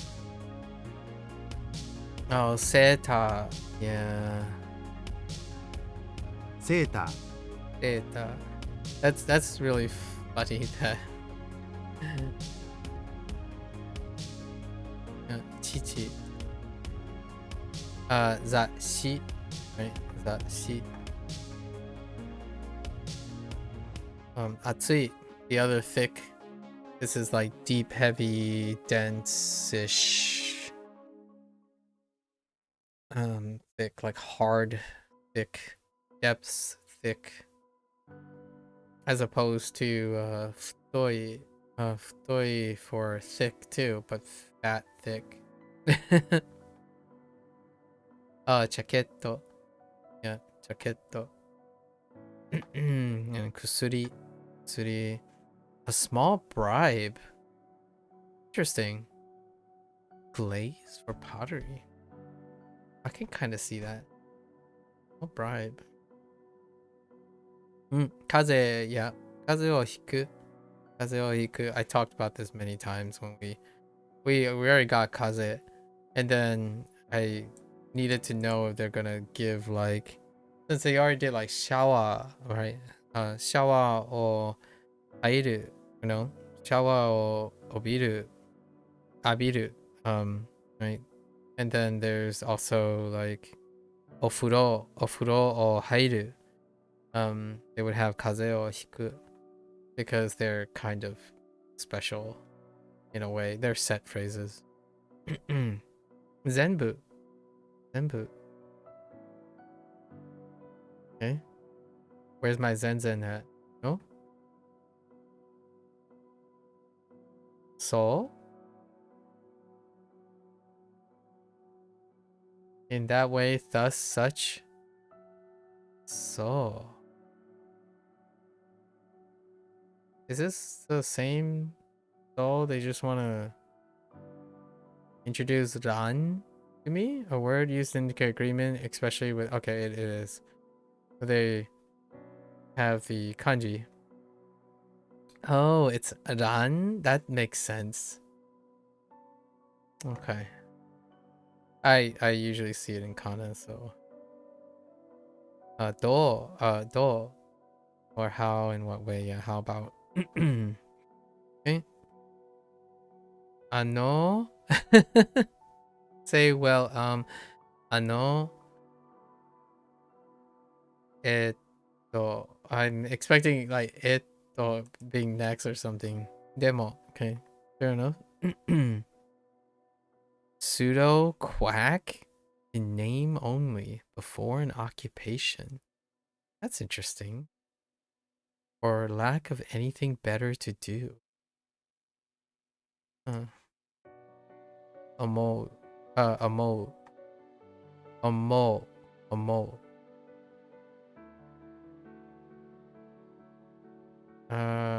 Amo. Let's see. Care deeply. That's interesting. That's fine. Still to expect. Yeah, those are good. All right.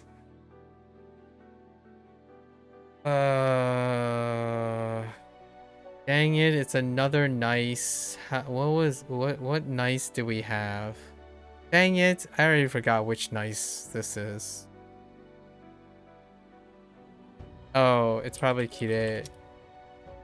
Oh no, not kirei. Steki. このホテルからの景色はとても素敵です。 Like very nice, but nice in a different nice way. Like there are so many nices. English nice, not too nice. Okay. Okay. Yep, there's 子供のことを心配 I する。 suited. Okay. 紅茶が欲しい。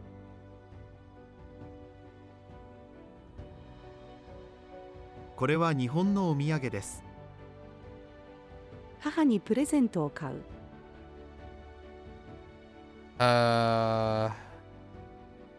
封筒を破く。 Huh.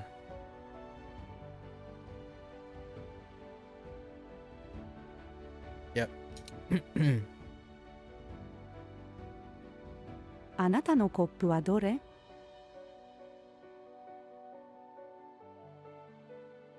このセーターは私のものです。 私の父は歌手です。 この雑誌は私のものだ。 この髪は厚いです。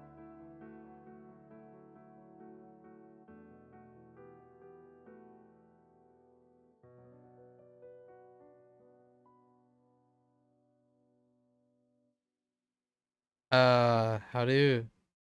Oh, チケットを買う。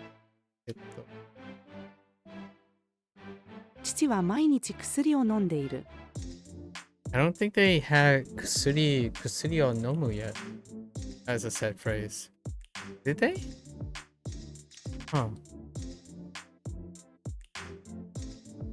ひどい風邪をひく。それを全部ください。I think so too. 僕もそう思う。そう思う。この機械はどう使うの？ここはどこですか？今日は雨だ。でも外に出た。私は彼が正しいと思う。Hooray! Let's get our XP. All right. So we did our lessons, right? There's 229 review today, and it's probably gonna go up by 2 in a bit. I gotta take a quick bathroom break, and then we're gonna hit this up. Hanze Hero has peak volume today as well, so we're just gonna try to fan out our stamina. I'll be right back.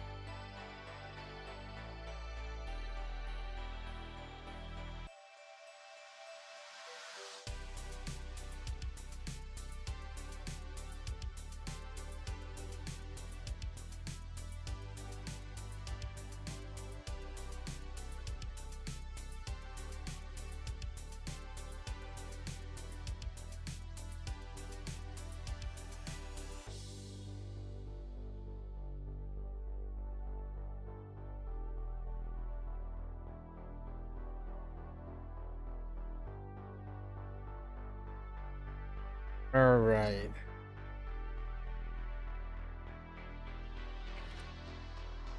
Let's truck along.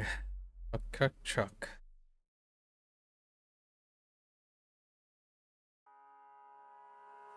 I got 30. Okay.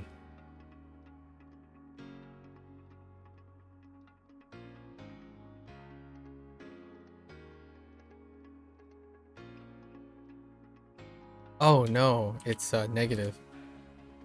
And I need a particle. So. Oh, and it's the other way around because it's 紙を negative. 誰かに渡しましたか？誰にも渡していません。 I hit all 3 points that I needed to remember. Yikes. Okay. やめてください。Right? やめてください。やめてください。 You gotta. That's a stock expression. Gotta hear.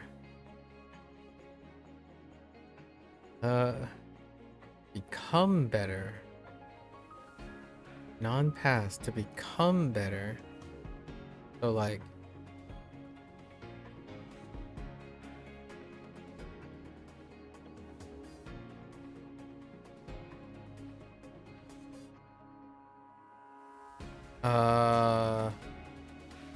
It's do I need a よくて like よくてになる or like 良い could be 良いになる standard. Oh no, but it would be considered probably yeah. Well, よくになる What? Oh, I don't need any. It's just よくなる yes, よくなる良くなる。よくなる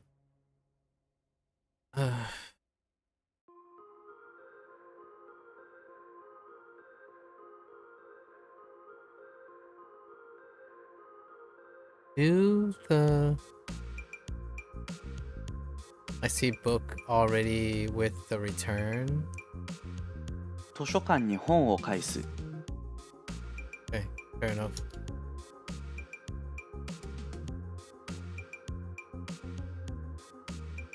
Assertive. お弁当はいいでしょう。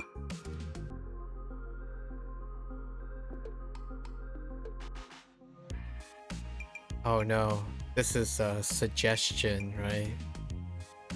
How do you suggest not to do something?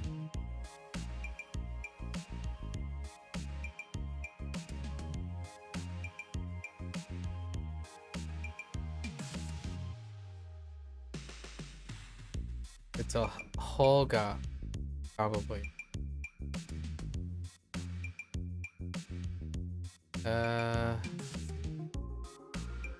And it's better? Oh, but it's negative.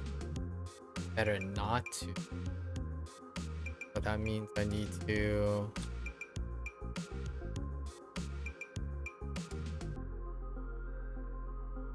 Go down.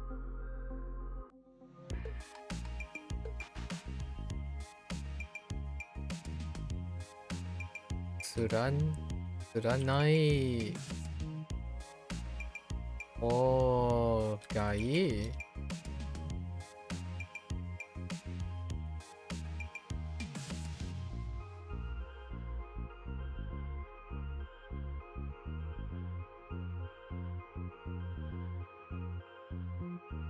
This is Su, right? Su. So go down.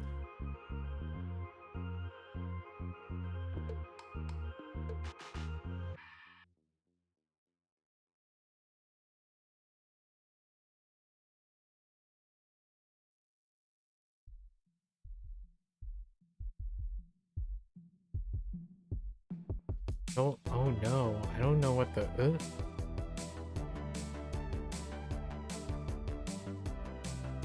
What's the nigh of the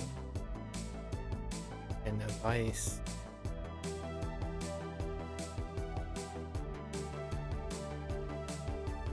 I don't think this is special, so yeah.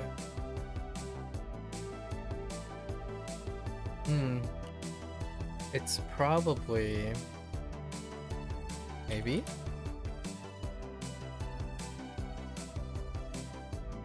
Heck.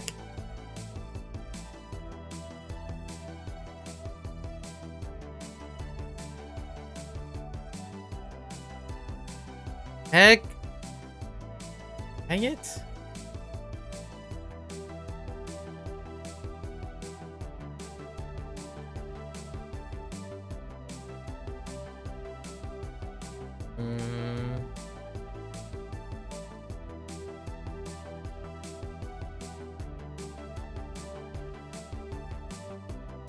How do you do?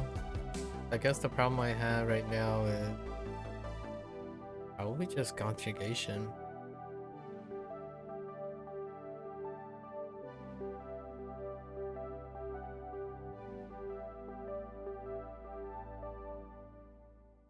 Hmm.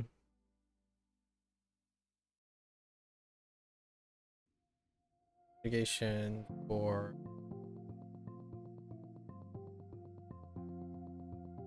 or ooh.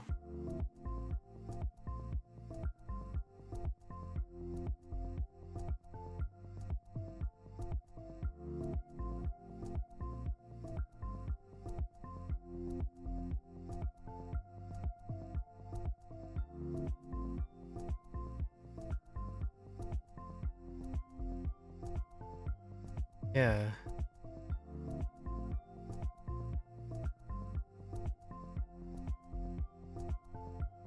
Huh.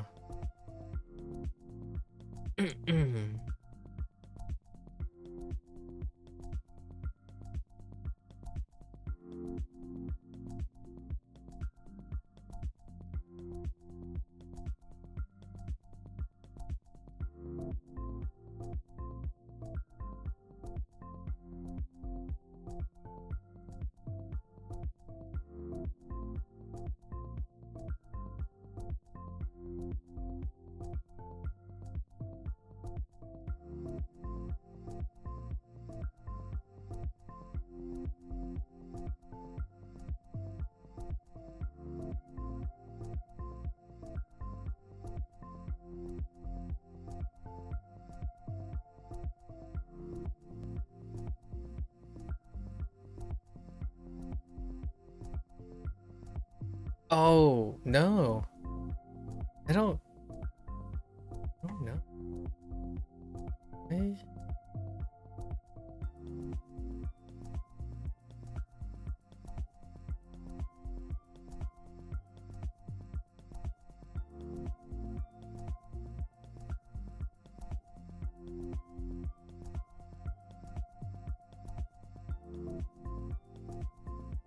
Um how about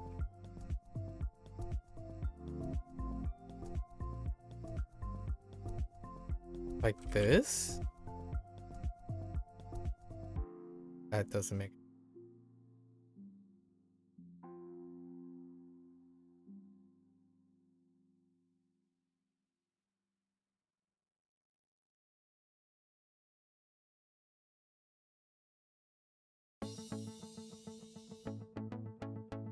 there's no way it's this.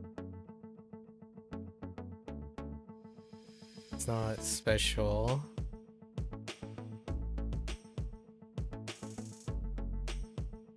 Hmm.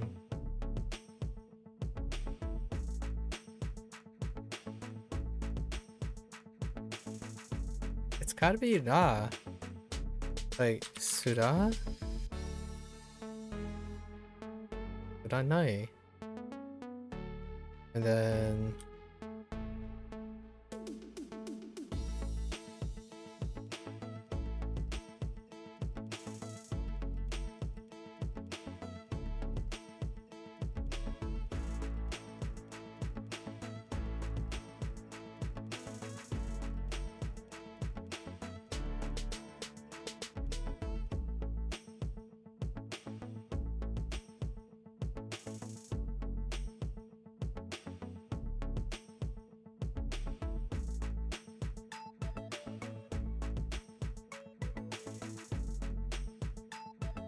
vice.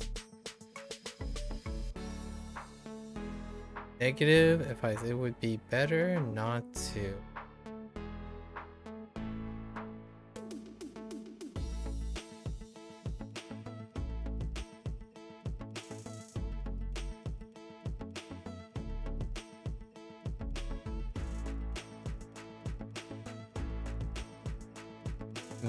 Maybe they want something.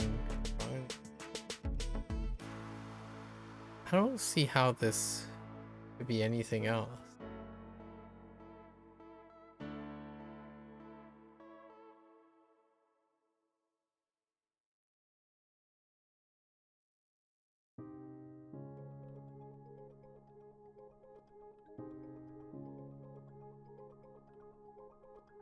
Oh, maybe you chop off? No, you don't chop off the end, right? It's not.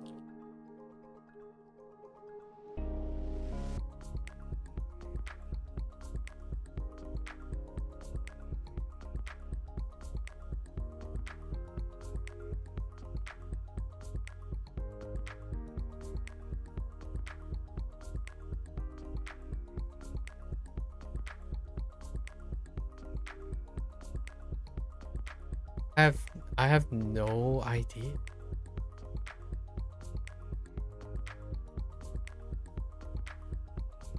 As being the worst choice.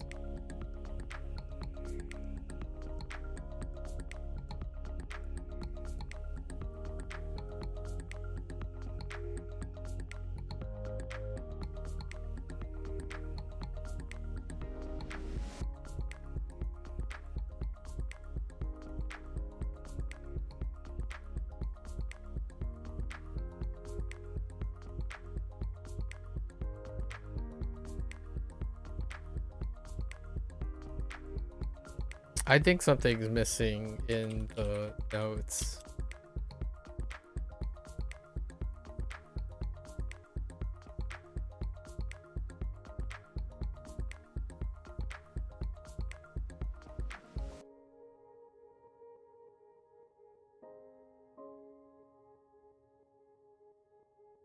There's no way this is irregular.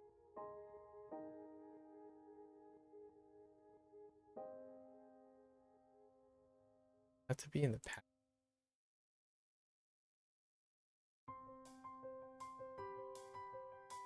I'm not. This is a skip. Sweet?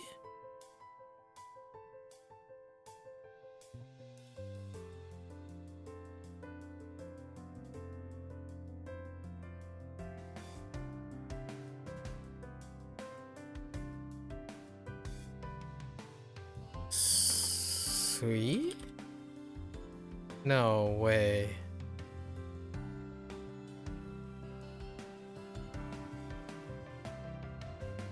Okay.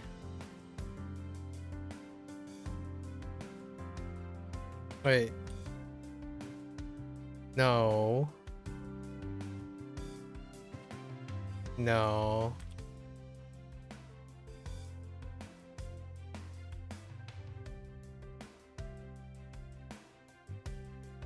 Suwa? How do I know? How do I? Is that irregular?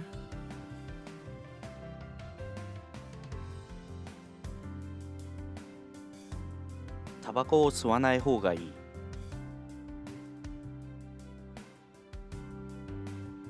Hold on. Hold on.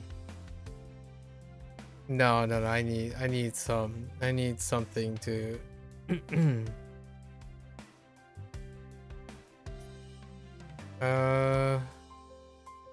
Was it really Suwa, not Sura? Oh, that's Lu. Oh no, I did screw up. Dang it, I conjugated the wrong. Hang on. Yeah, I screwed up. The oo column is probably wa when it's man. Alright. Well, I guess I should write. So how do I screw this up? Oo is wa. That sucks. And what is that? That is the negative standard. Oo into wa. Oh, that's kind of that kind of sucks. So let me see. We have oo. Wa da. Yeah, that's my bad. For whatever reason, I thought it was default to da. That's kind of disappointing. Is that the first one? Oh no, that's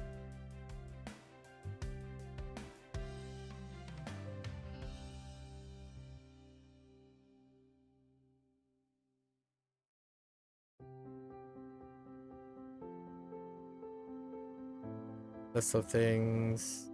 No particular order.「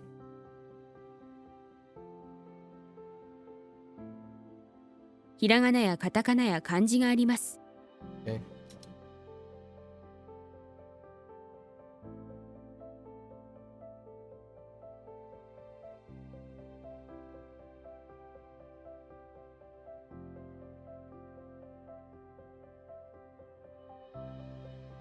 Oh.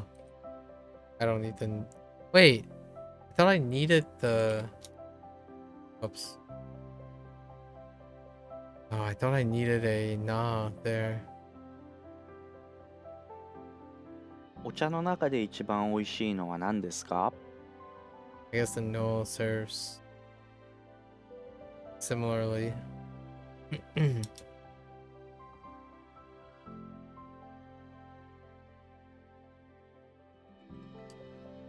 Clean. Even if it is chilled.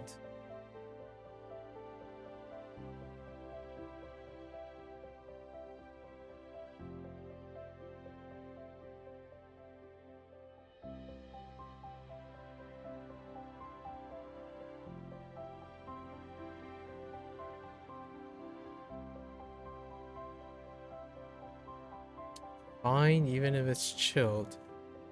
This is an E adjective. So... 冷たくていい。冷たくてもいい。いい。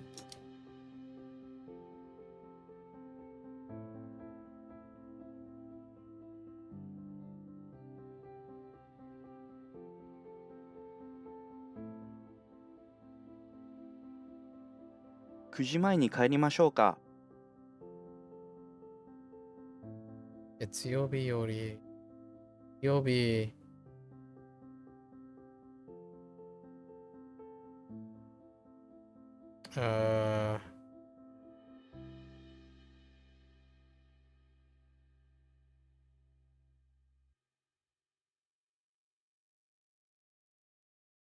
think I need a normalizer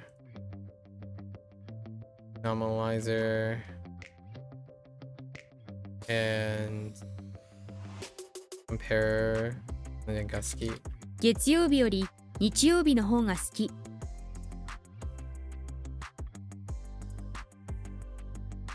Okay.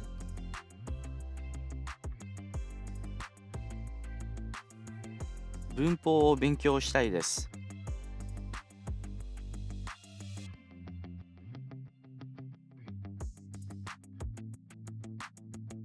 理科と一緒ですか？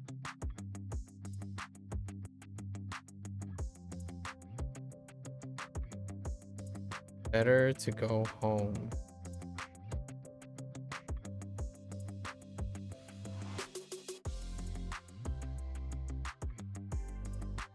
Standard.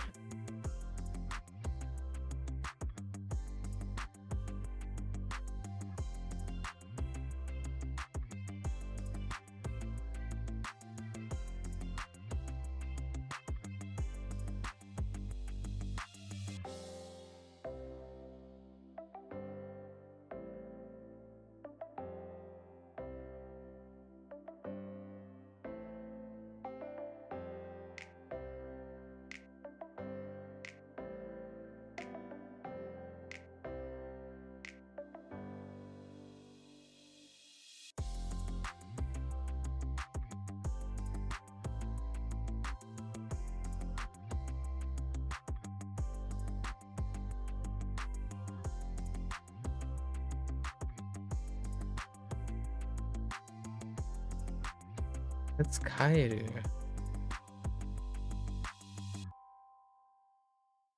Standard requires what ending? Oh. What?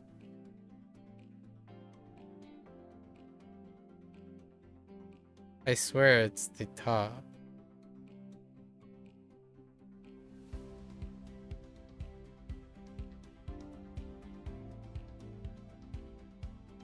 Oh. Is it because... Yeah.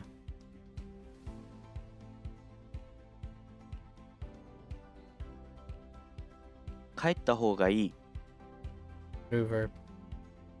Do go down. Go down do.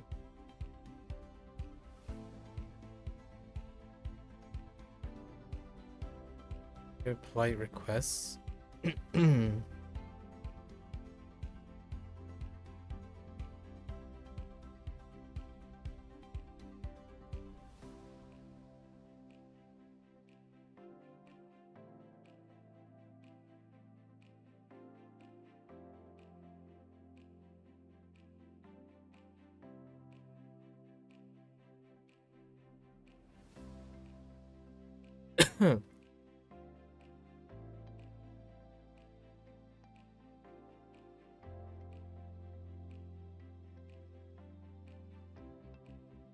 Wait, how do I get the negative part?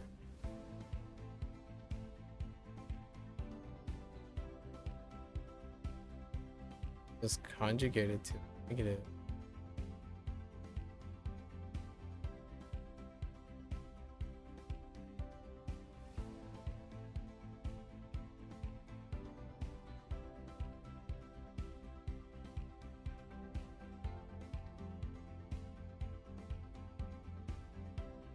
「泣かないでください」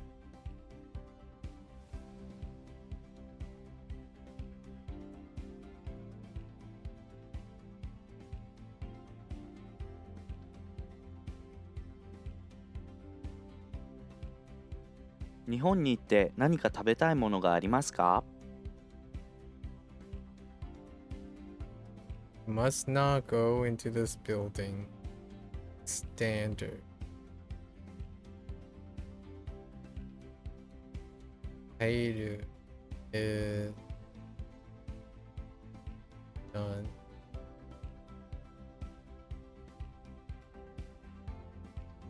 Must not is the positive forward.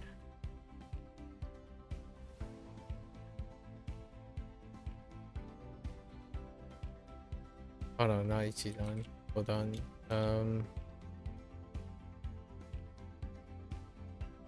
Oh, this is E actually. Oh no, it's not. Just kidding. Hi.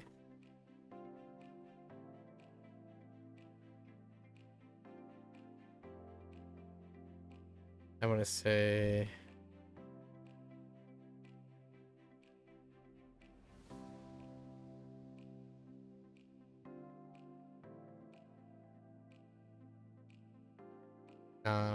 eh?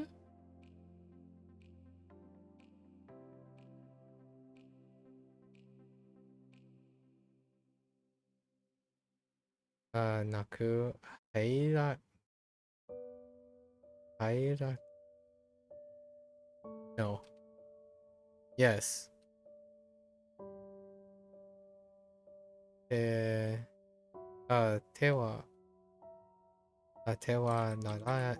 nara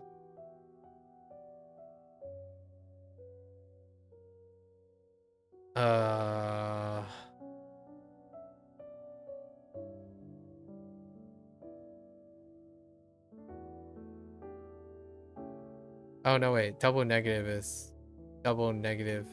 means positive. We want to just have negative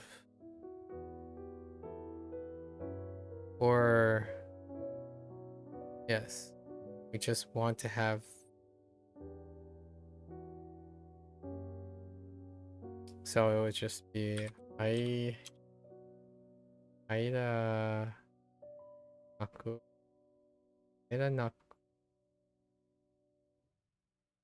wa yanai.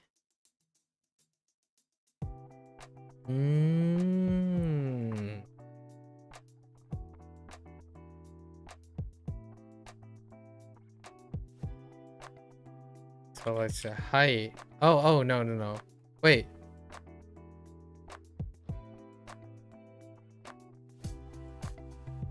Is this not considered a Oh, this might actually be. That doesn't make any sense. Oh.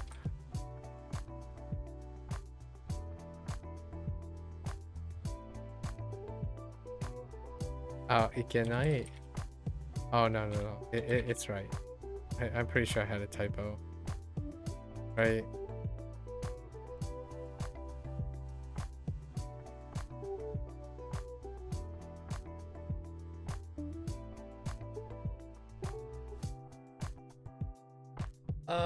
Not again. Dang it. Oh, no, wait. No. I keep saying you must go. It's not you must go. I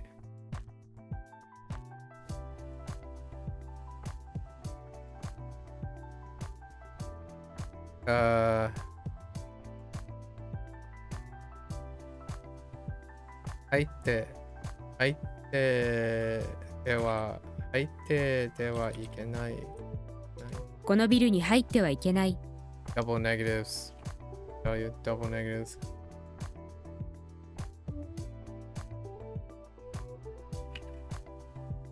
I made both negative, so I kept saying must do, not must not do. Must not go.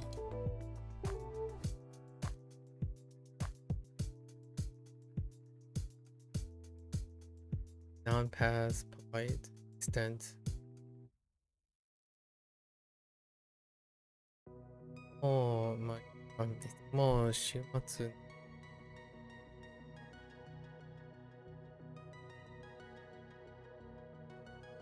Non-pass extent.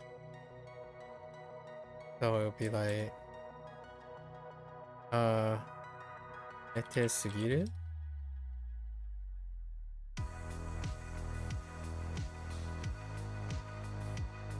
Ichidan? Not Ichidan.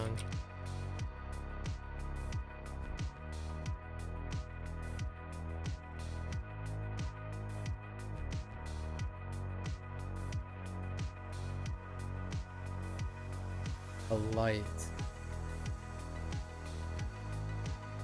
So, nette.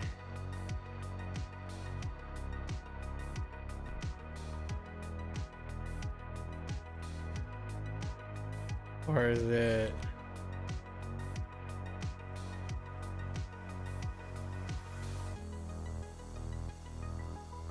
No, I think I'm having the Sugiru thing not correct in the sense that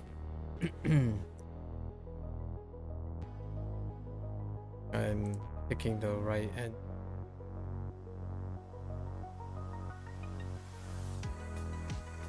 It's a verb.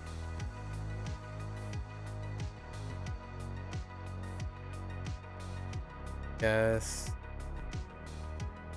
Just take the stem. This time it's just ne, right? Nesugiru? Or sugimasu?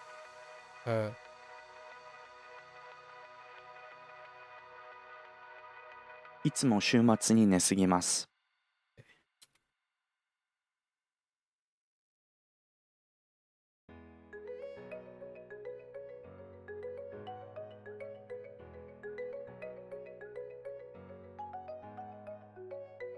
That's something I have to write down.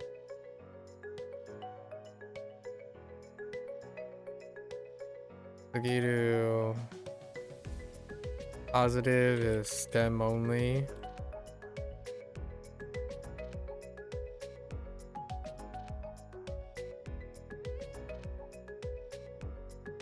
E adjective, I think it's remove the E.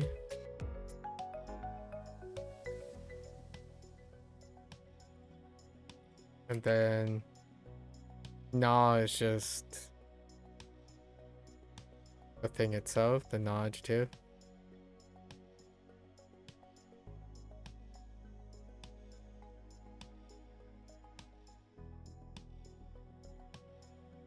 And then verbs, negative is complicated. I think you take the... You basically remove the E. from the nai on verbs, and then for the polite you adjugate ukiru. E adjectives you remove the nai and add ku.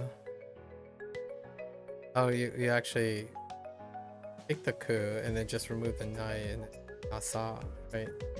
Then the non-adjective requires dewa. Dewa in place of the nai, which can be substituted with, which can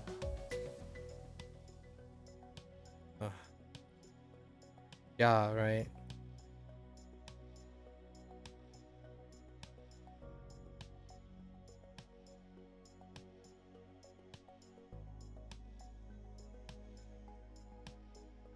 Still haven't.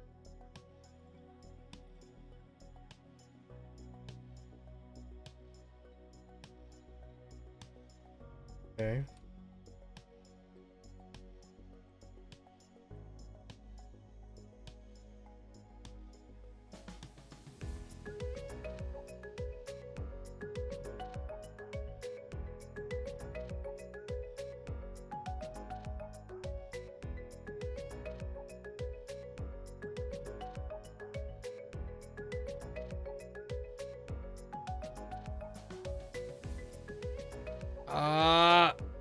Hang on. Still haven't. Definitely Mada. Or yeah, Mada. And then it's Iku is special. Yeah, and then Zen 学校にまだ行っていません。 or polite.「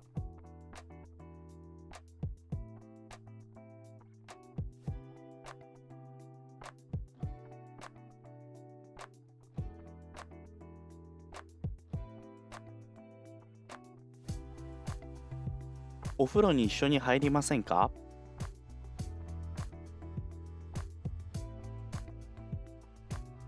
この公園は結構広いです。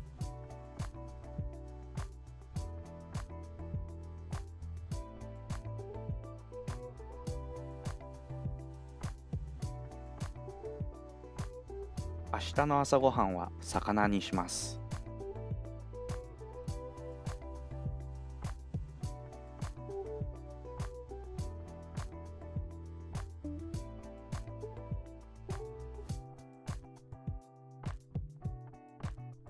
ここでサラと文法を習う。 That's a little questionable.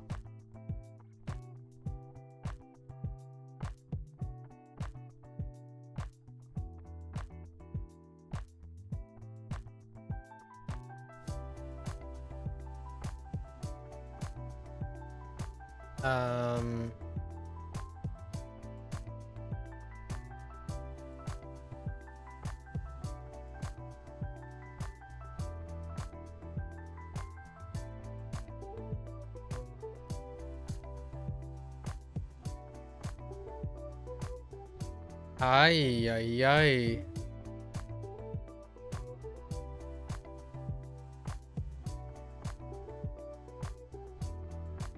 Alright, hold up.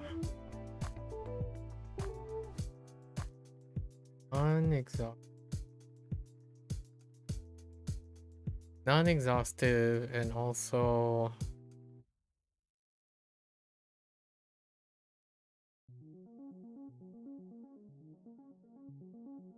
今日は勉強したり練習したりする」。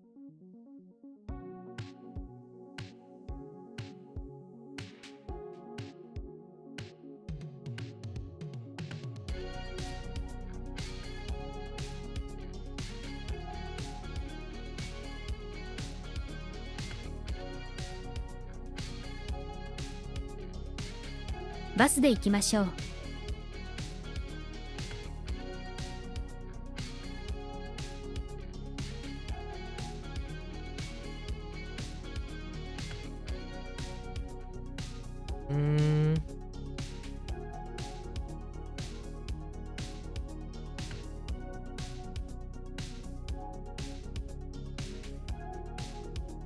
What? Oh. What? Here, this is- Oh no, not Yonde.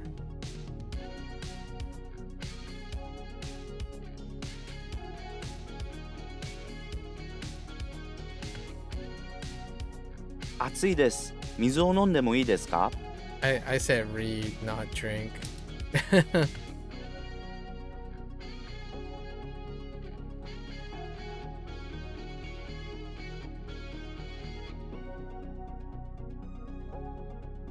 I have to.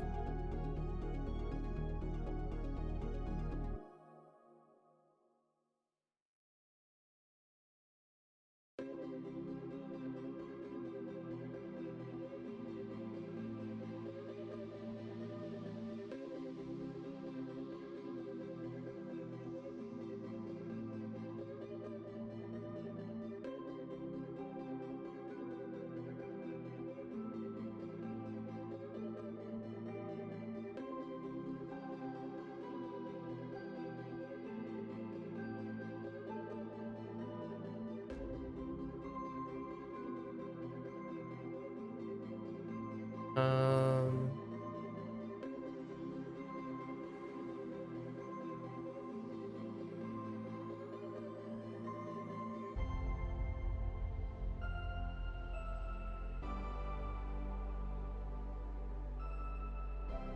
this is why I use the double negative, right? So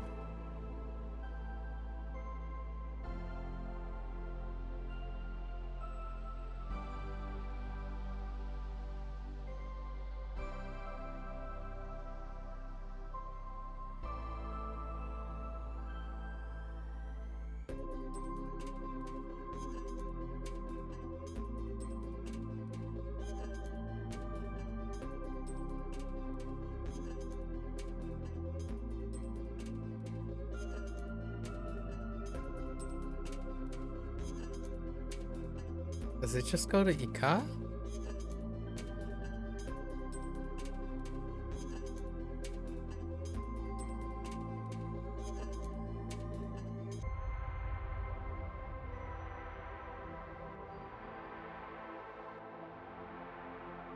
時半までに銀行に行かなくてはならない。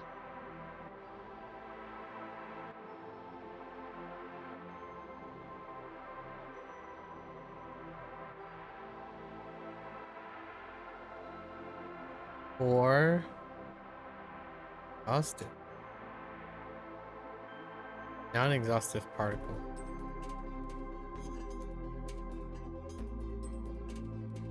Heck.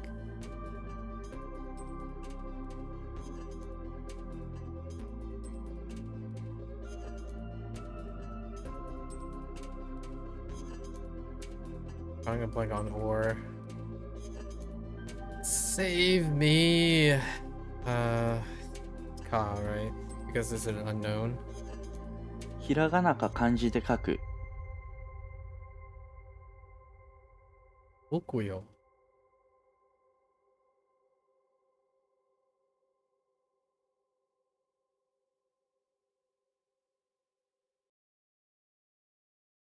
Oh, it's just like Naksha stuff. So like.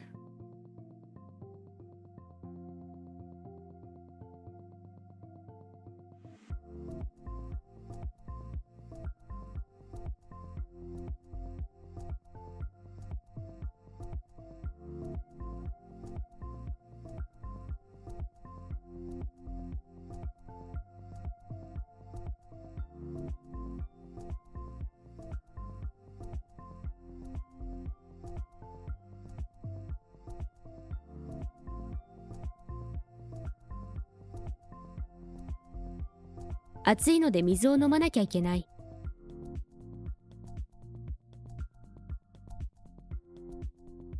What? Wait, which one did they pick? Noma, Noma.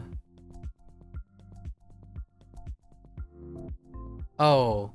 Oh, I didn't write. Wait. Oh, I didn't write Ikenai. Whoops. Oh, dang. You can shorten it to that too? Oh.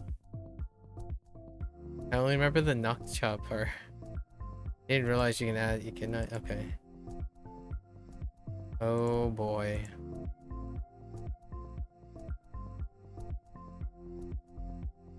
Yeah, I only remember the note about Nokcha.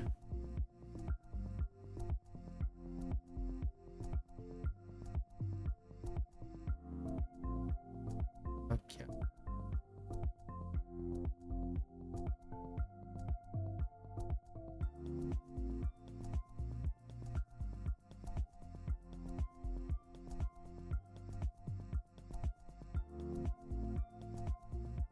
What's this double negative?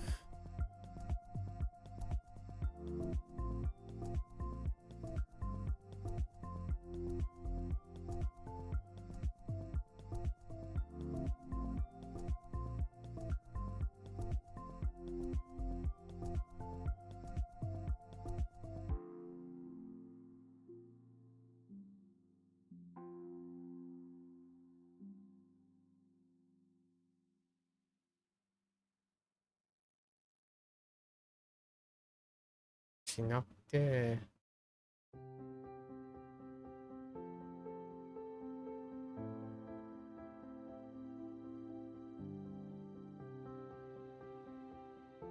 来週は試合があるので、たくさん練習しなくてはいけない。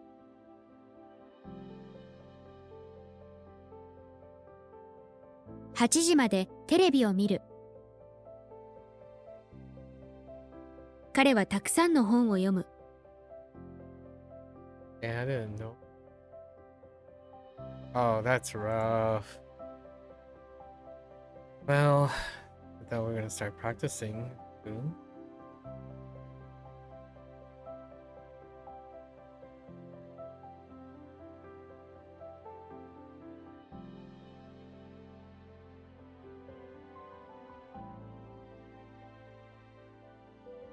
What? Yesterday.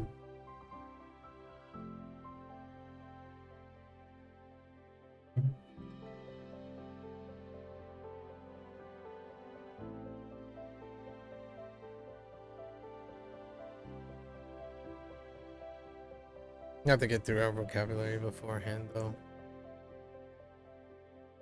I feel like I write a note about. So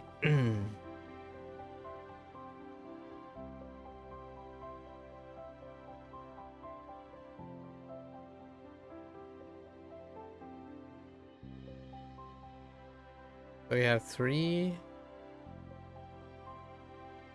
Naranai, ikenai, and Nakcha and Nakya. But the thing that I'm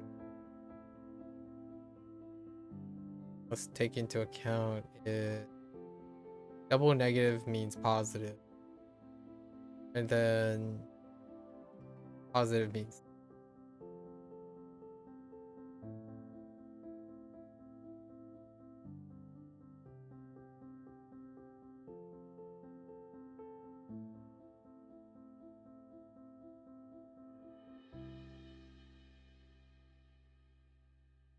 nakute wa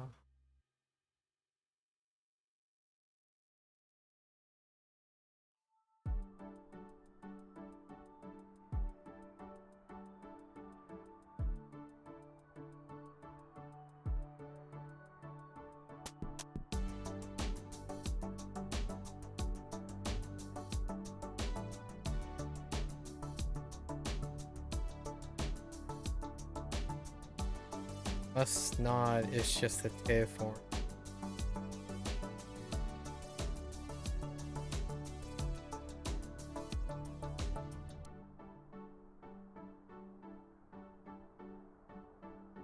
Okay. Get this stuff.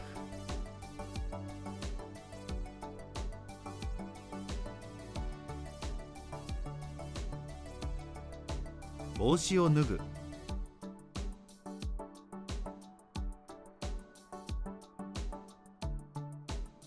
Being with her is exhausting?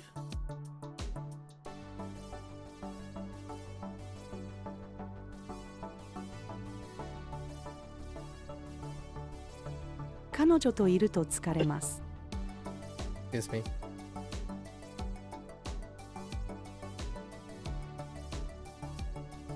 Not good?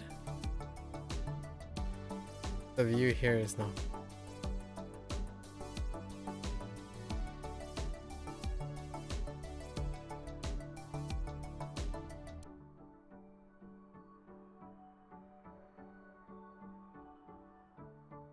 Oh no, what? Or could we こ use... こは景色が悪いです。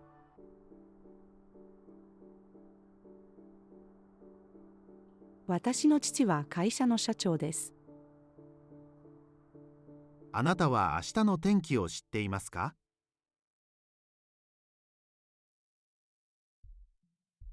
この部屋の電気は明るい。警官。ここでこの事件の調査をしましょ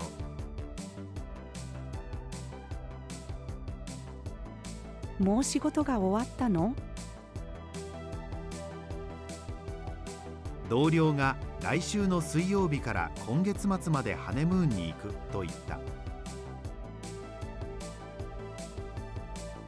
父の携帯を使う。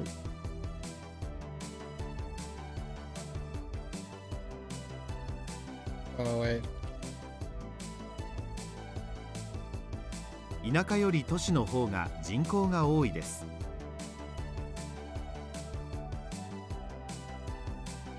この靴は誰のですか？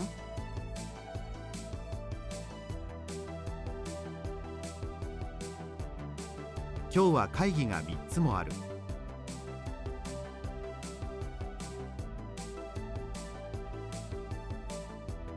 Oh, kind, polite, or... Oh. 私の兄は親切ではない。彼はとても背が高い。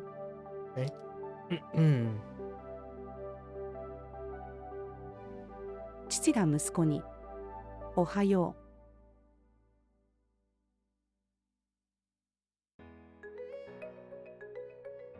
Oh, this can go two different ways. I'm gonna go with... Oh no. Okay. 会社に行きたくないです。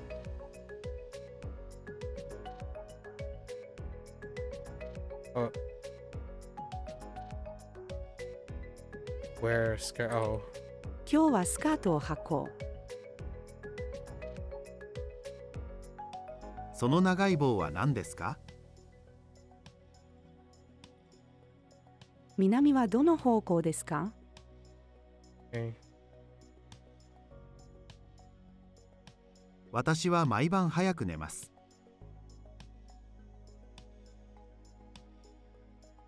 No.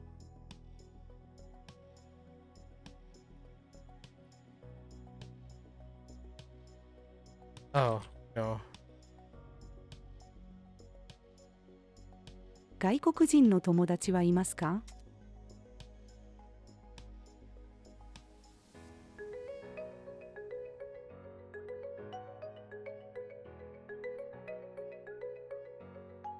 今日の晩ご飯は何？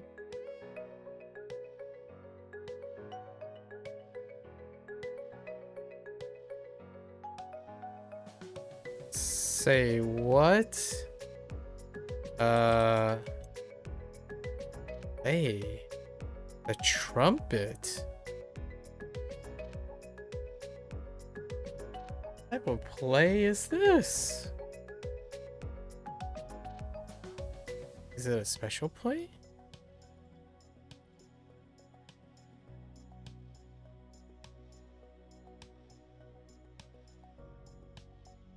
Could be fuku. Probably fuku. Blow. トランペットを吹く。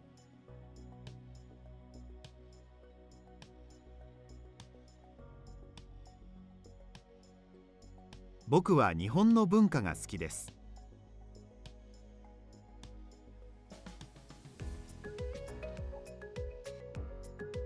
私は来年までダイエットを続けます。Oops. 子供が親に、お父さんとお母さんはどのくらい結婚しているの？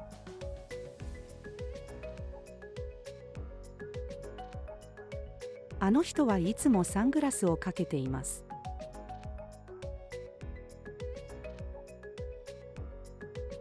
今日は木曜日なので、あさっては土曜日だ。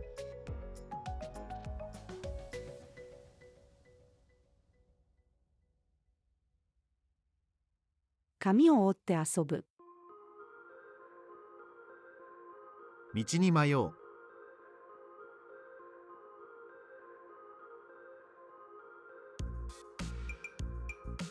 保護者が子供に、旅行の行き先をあなたが決めてもいいよ。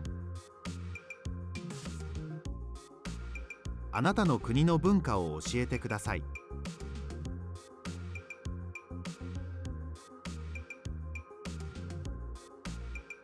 僕が太っている理由は、毎日アイスクリームを食べているからだ。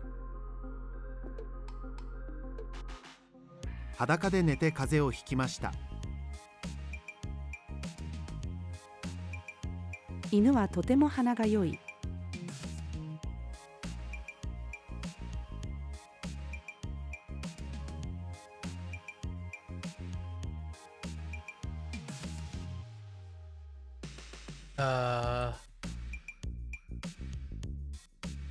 一人で暮らすのは寂しい。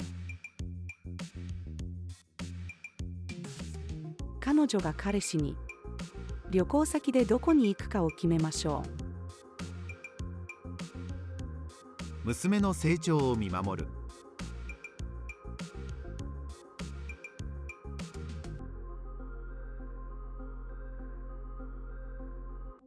私は鳥が大好きです。クリーニング屋さんに洗濯をお願いする。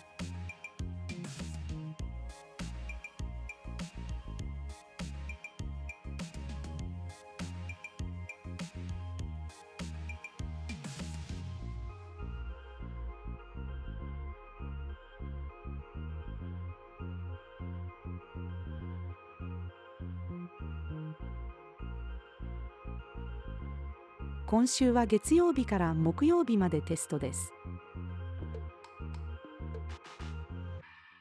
このアパートの住民じゃない人はここに入ってはいけません。明日の学校のカバンの準備をしなくちゃ。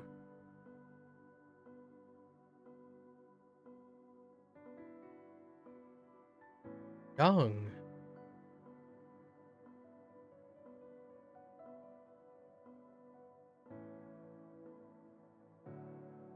Young?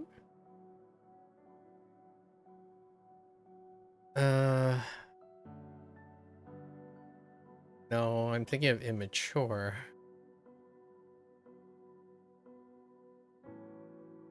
Oh, okay.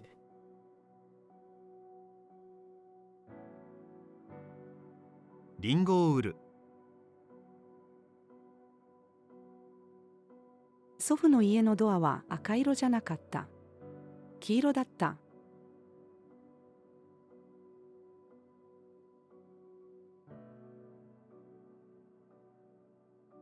私はこの花瓶のデザインがとても好きだ。僕が飼っている犬の毛は茶色です。電車がトンネルに入る。ここは何という大学ですか？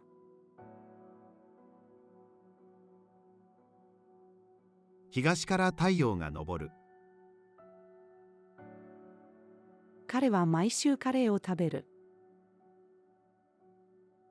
私はプールで泳ぐことが好きだ。怪しい商品を買わない方がいいよ。あなたには子供がいますか？父は優しい人だ。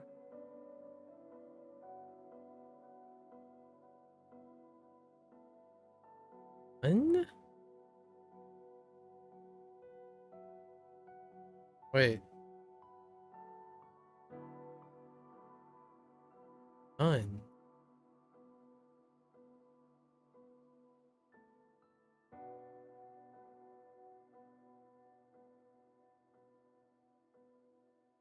No, mise. No, mise. No.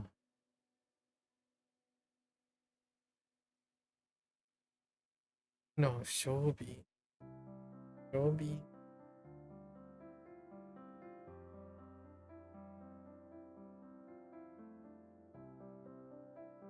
None of the products.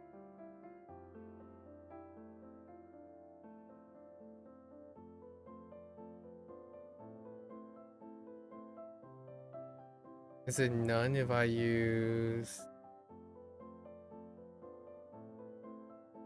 opposite? No.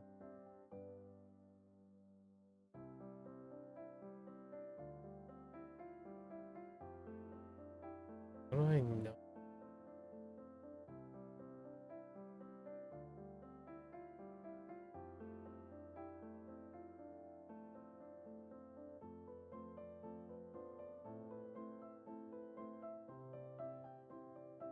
Maybe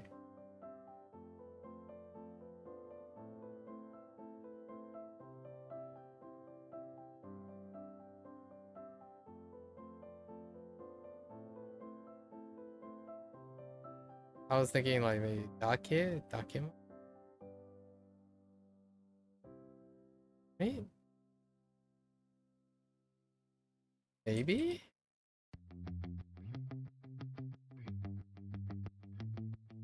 How can we say this while being more specific to item present?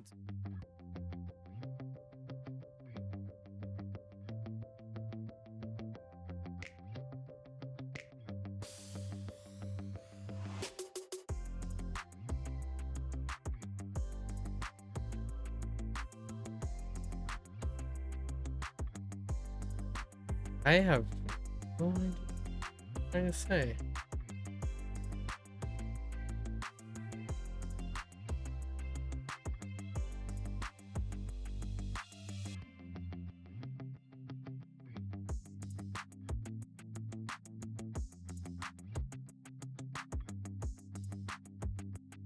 I think Dore, maybe Dore worked.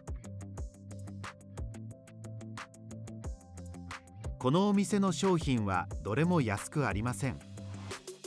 I see. Because it's up. Yeah, because. Hmm.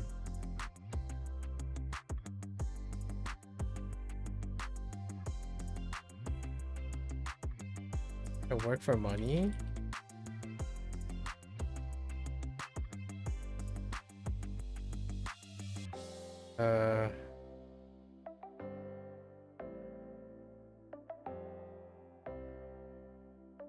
How work or how does one work?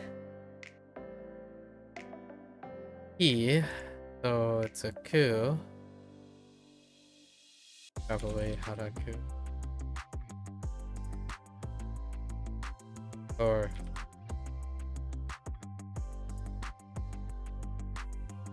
what?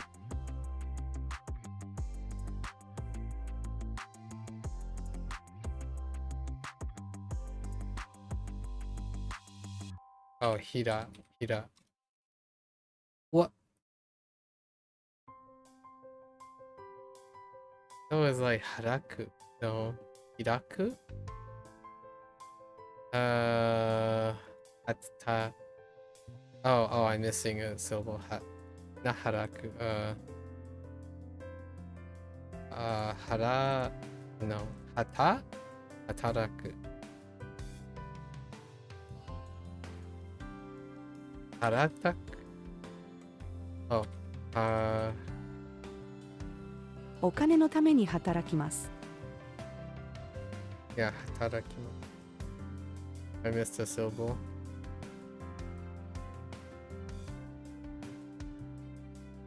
私は留学生です。私の父はその山で働いている。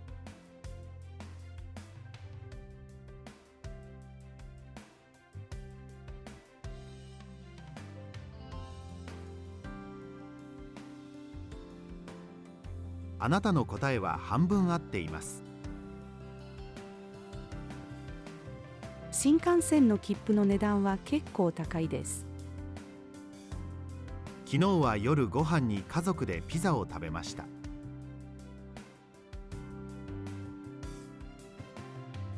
その写真は何ですか？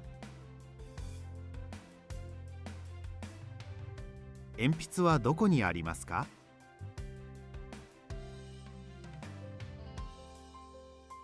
この扉は自動で開くと聞いたことがあります。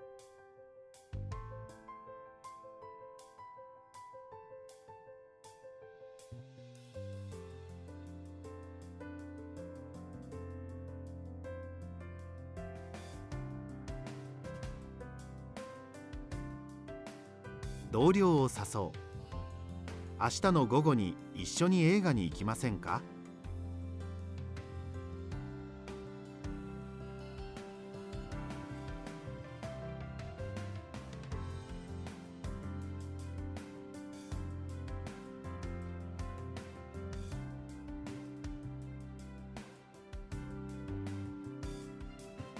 友達に冗談を言う。ダイエットは続かないよ。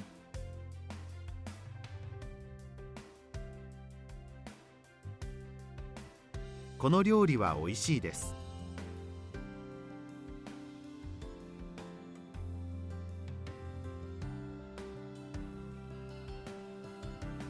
But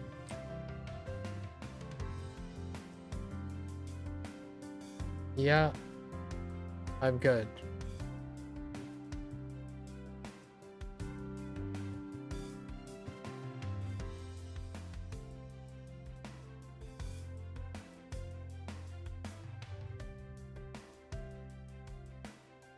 What? Nope, I'm good.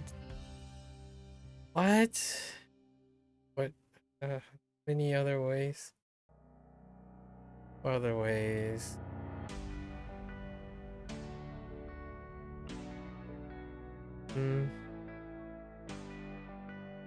Guy person. Yeah.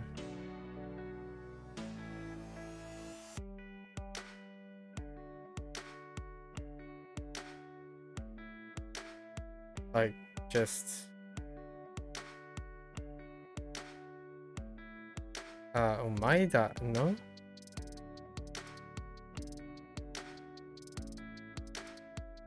How do you say you're good and like you're satisfied or you're fine? Maybe...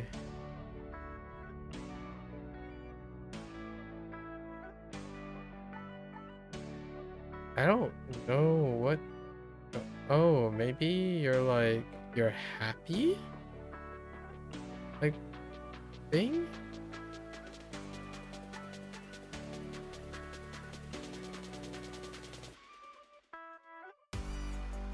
Shows it? What? It just says, should I help you? And you're like, 大丈夫です. Yeah, 大丈夫だ. No? Am I misspelling this? No.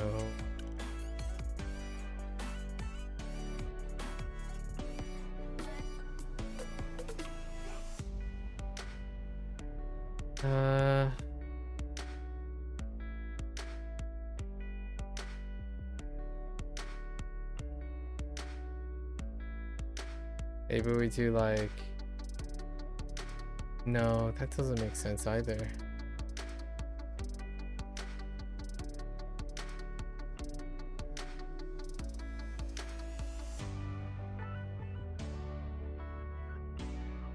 How do you refuse someone?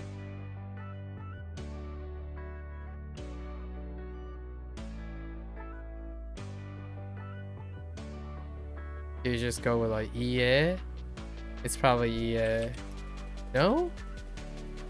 Okay. I have no idea what this is trying to say.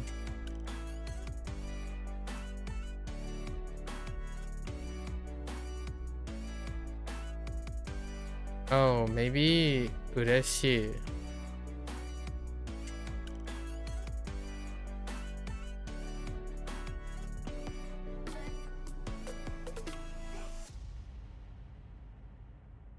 Huh. That's a verb.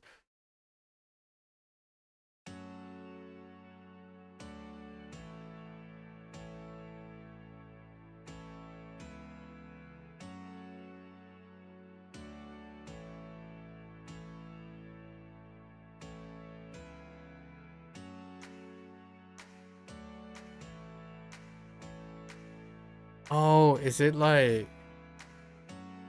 親切な人。手伝いましょうか、恥ずかしがり屋。いや、結構だ。yeah, sufficient? Dang it.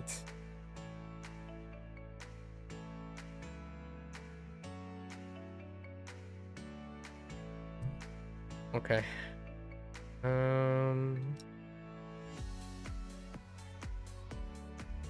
昨日は私の誕生日でした。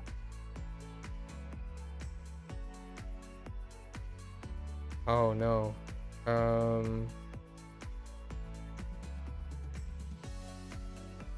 明日は試験があるから早く寝ましょう。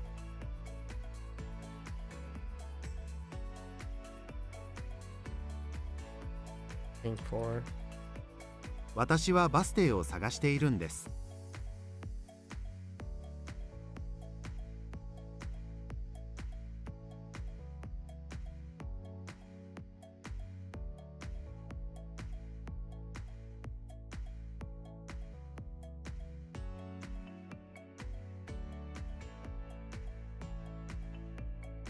Say what?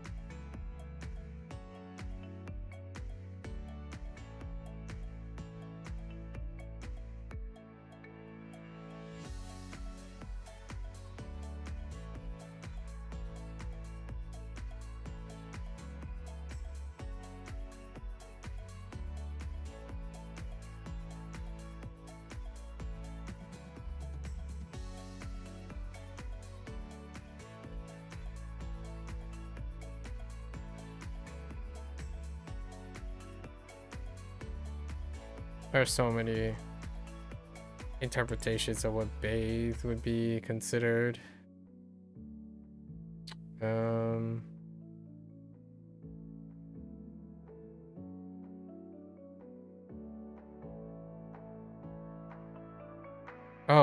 Oh no. I messed up the particle. 弟とお風呂に入る。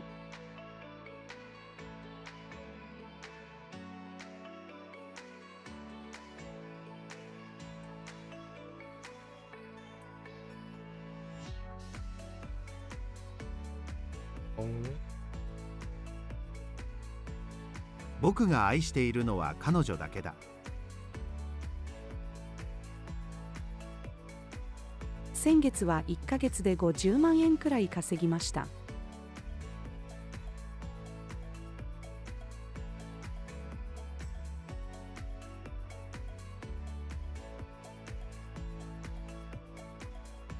あのことは私とあなたの秘密だ。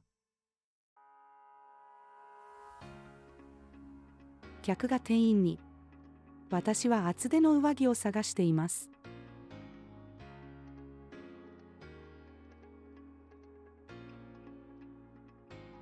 あなたの弟は何歳なの？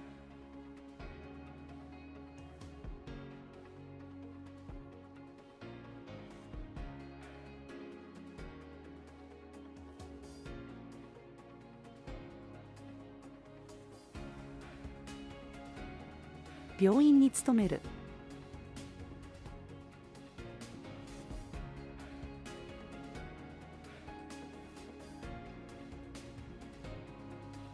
What?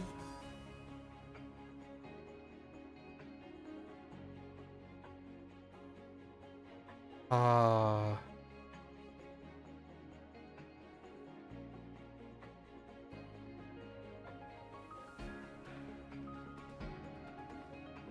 Whoops. What?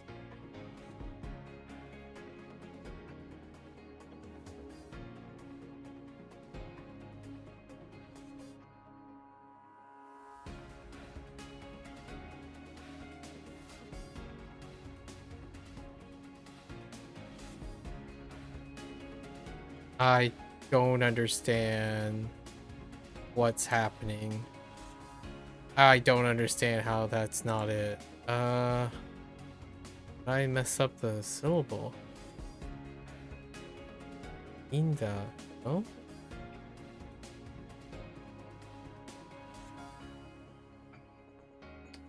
Gosh, it's probably Indo. 僕は結婚する前に一人でインドに行きたい。Which doesn't make sense to me because Indo would be Indonesia.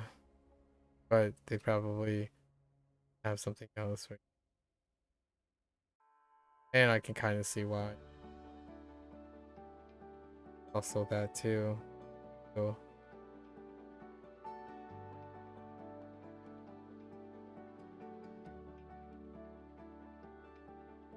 Oh.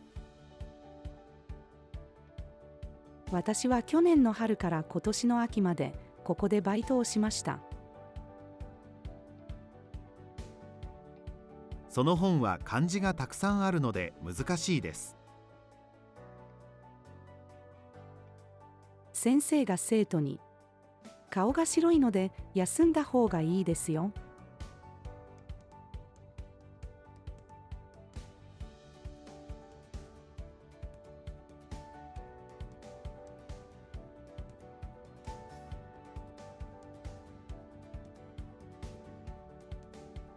Ben.「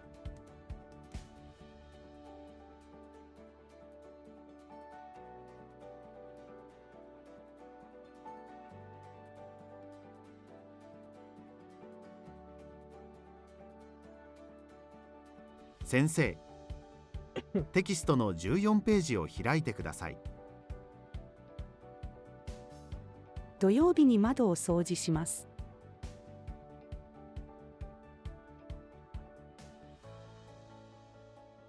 この中で一番絵を描くのが上手な人は誰？」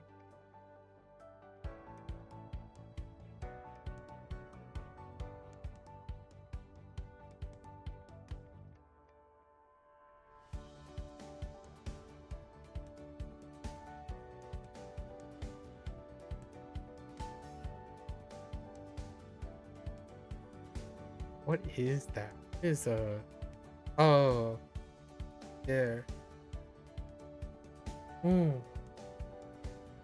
A TCA or something like that, right?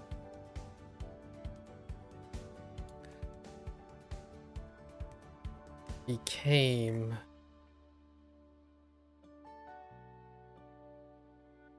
Not a. Oh. It?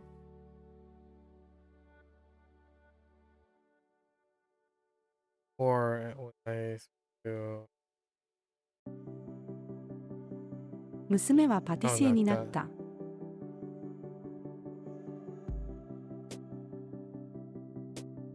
私は時々泣きます。近所を散歩する。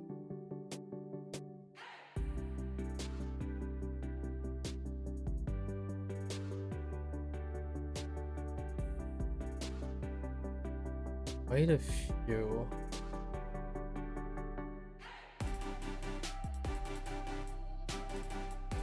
この町に住んでいる家族連れは結構多いです。週末に一緒にアウトレットに行きましょうか。Oh, whoops. 雨が降る。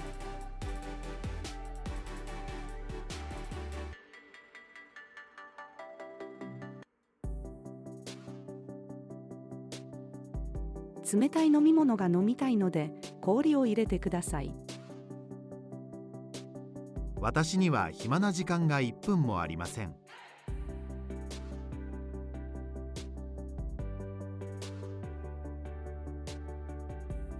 Can we add something to express a deadline feeling? 先生、明日までにこの課題を提出してください。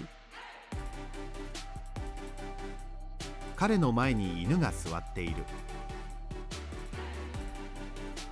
親が子供に、仕事が終わってから一緒に遊びましょう。宿題をやるのが遅い。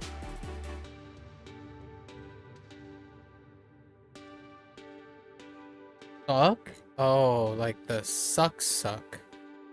Like to suck in.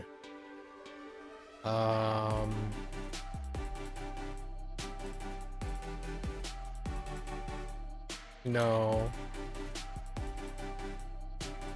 Oh, how do you do some? How do you... What are the ways to pull in?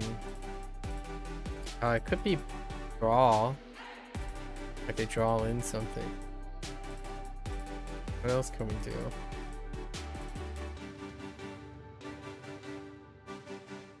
Bee suck nectar.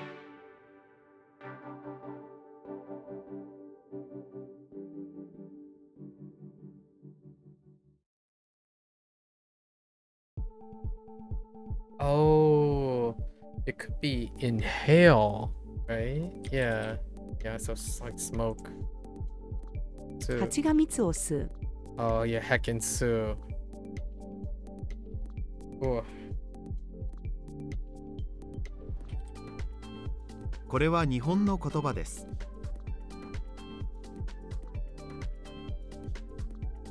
たくさん汗をかいたので風呂に入りたいです。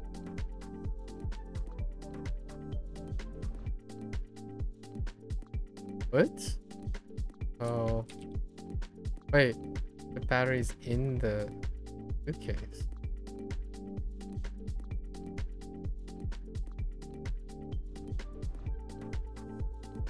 Oh, wait. 空港のスタッフ。スーツケースに電池を入れてはいけないよ。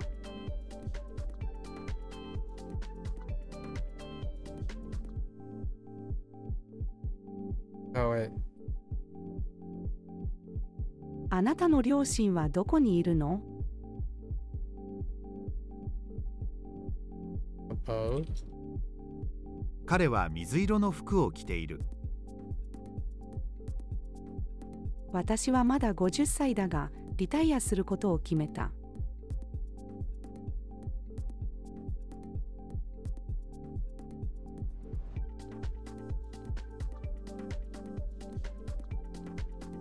古い洋服を捨てる。私の手よりも夫の手の方が大きいです。会社の先輩が嫌いだ。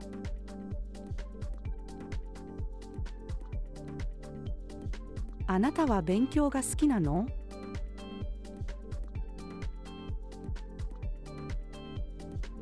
あなたの好きな色は何？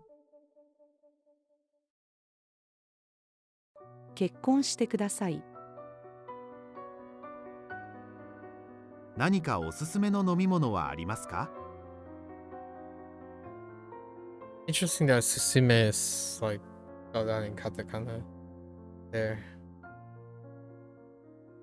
今は5月なので、七夕は来月じゃない。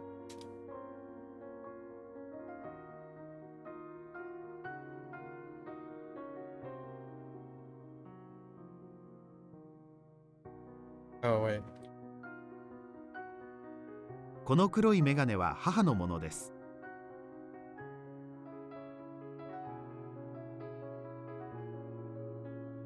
赤ちゃんが箱を開けたり閉めたりしています。私の犬は太っている。医者になるために勉強をする。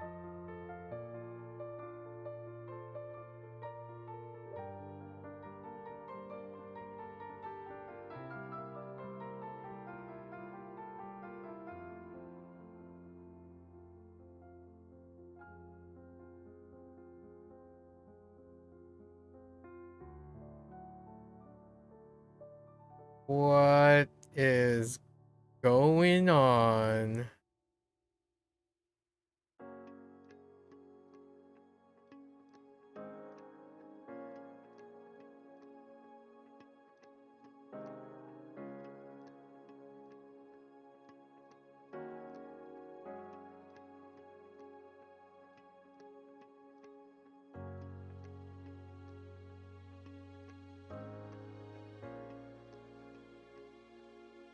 Very good. Type of good are we talking about? It's probably like on my 客がシェフに、この料理はすごくうまいよ。おかわり？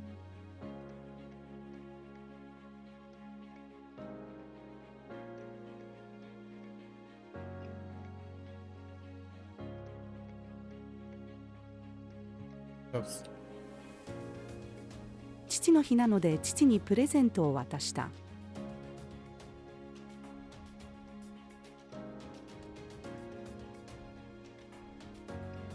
Just thinking about endings.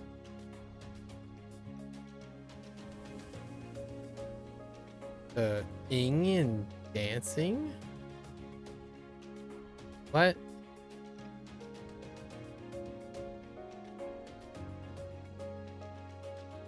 What? その公園でダンスをやっているのは僕の姉だ。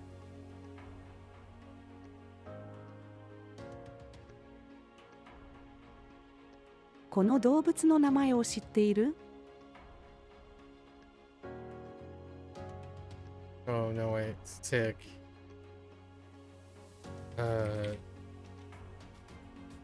Heck. 私は病気です。歯が抜ける。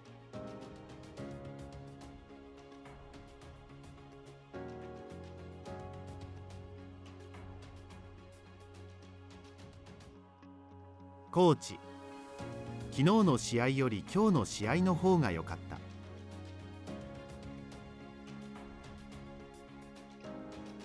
警察、私の聞くことに正直に答えてください。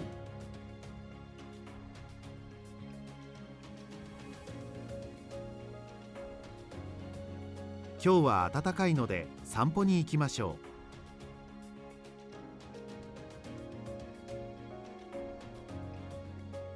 船で川を渡る。会社で、昨日山田さんの奥さんからこれをもらったよ。あなたはどの果物が好き？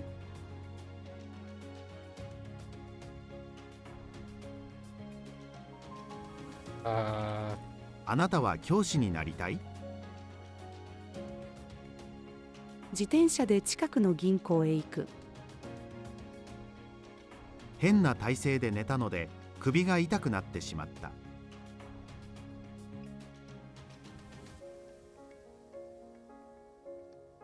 私はまだおとといの学校の宿題をしていません。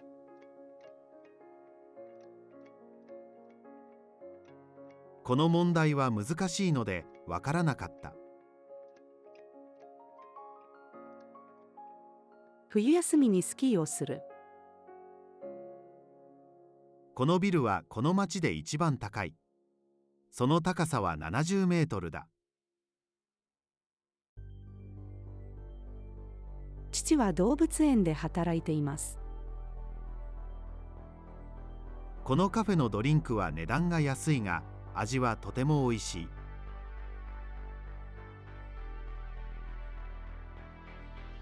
一緒に勉強をする。今日の天気は雪です。今時間はありますか？あなたは箸を使えますか？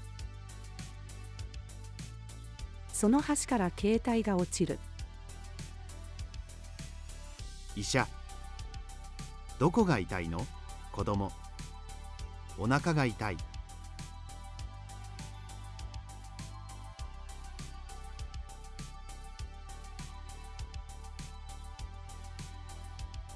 TV?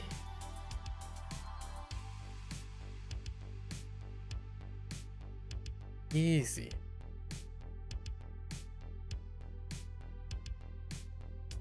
Ugh.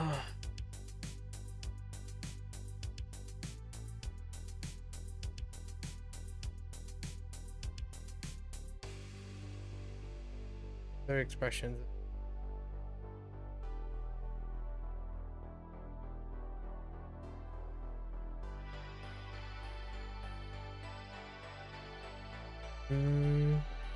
Easy to read, and it's can be an adjective, be a non-adjective as well.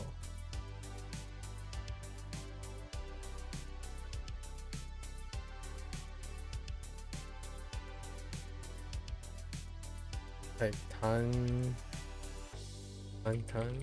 この本を読むのは簡単だ。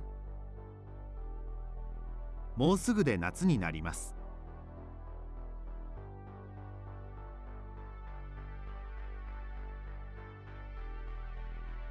僕は女の人と会話をするのが苦手です。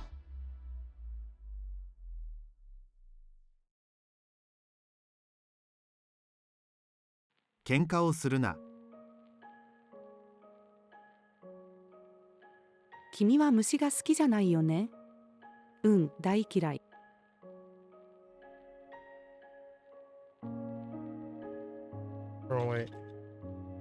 私はこの狭いアパートでパートナーと暮らしている。外国に住む。この国は小さい。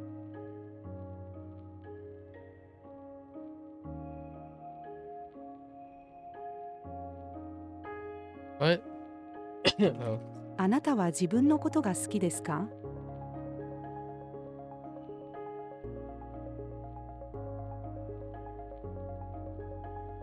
僕も早く大人になりたいです。宝くじが当たったのでとても嬉しい気持ちだ。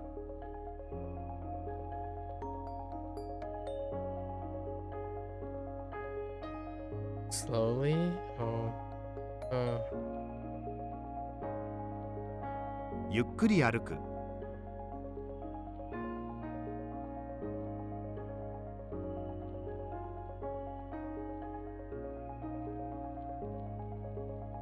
明日は友達と話をしよう。私は歴史に興味があります。今月は曇りの日が多かった。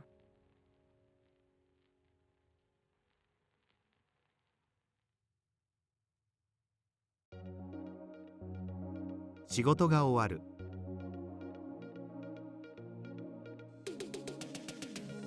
家族とキャンプを楽しむ。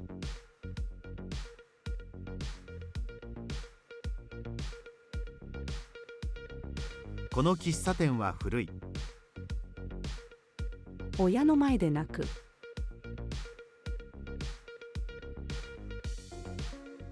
来週は私の誕生日だ。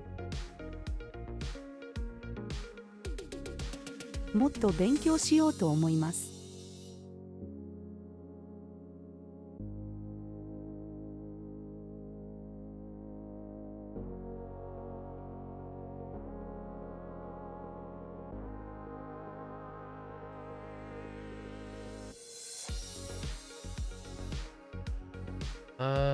To erase.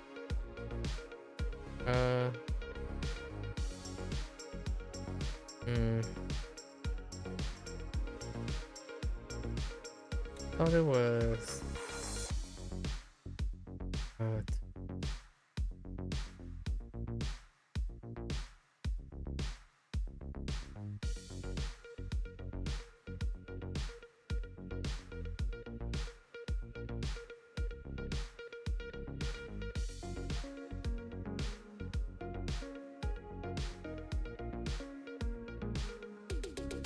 Actually, a verb.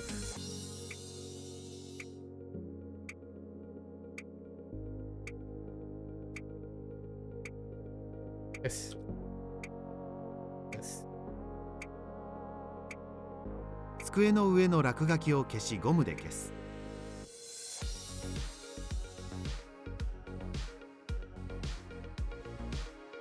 今日は涼しいです。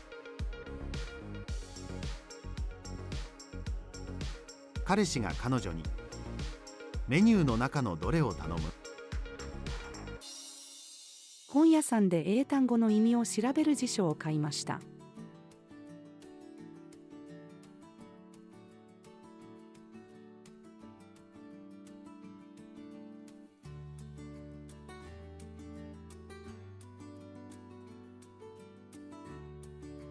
bit more polite. 面接官、あなたがどちらの大学の学生か教えてください。自信がある彼氏。僕が今までの彼氏の中で一番かっこいいだろ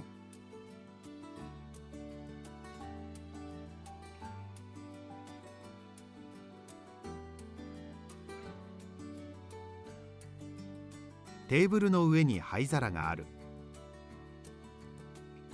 先生。あなたは虫が嫌いですか？生徒。いいえ、好きです。あなたは掃除をするのが好きですか？あなたの犬は小さいですか？今週から日本語の勉強を始めるつもりだ。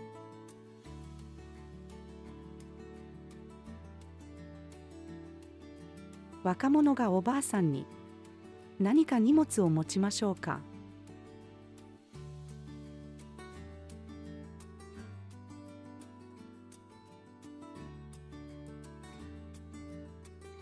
悲しい映画を見る。この喫茶店の壁にはたくさんの絵がある。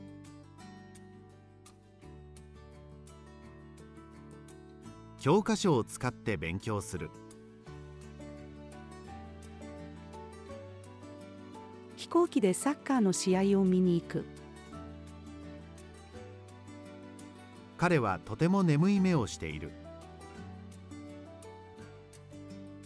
お母さんが作る料理はとてもおいしいです。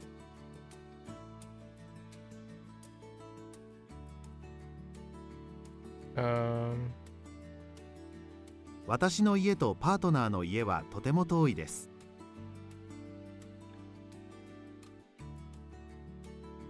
ロッカーの番号は202です。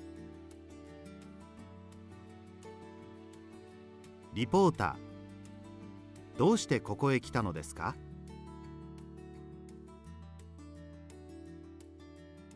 乾杯をする。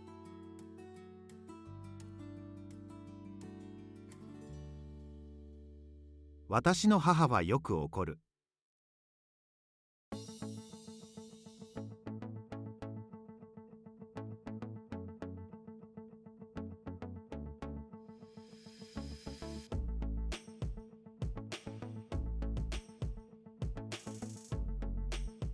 何の薬を飲んでいるの？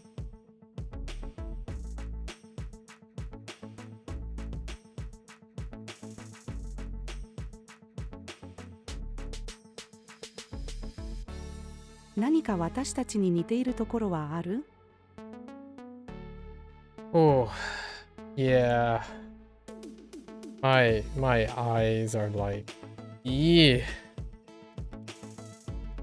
Oh, I got a new badge. All right, Everest, huh? All right.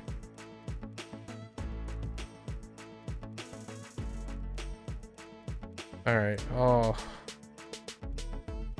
Are we doing the other? No, it's rolling over anyways.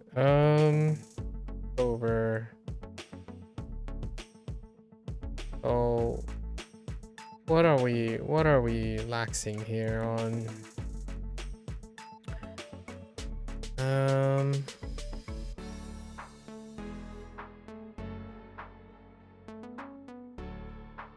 So there is definitely a lag for must and must not. So basically scoot up, go down and do again. Oh no, this side no. it's u, which for the negative is wa.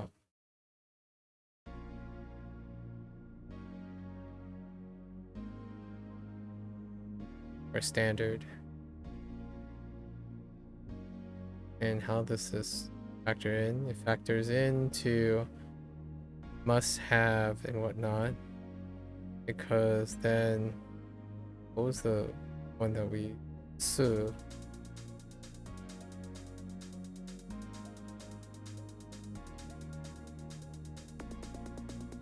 Right, su, which then becomes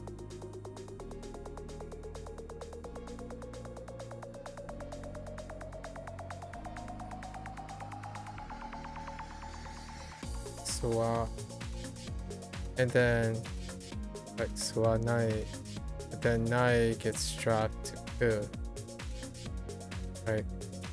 Ku. Whoops, I mean I lost the nai.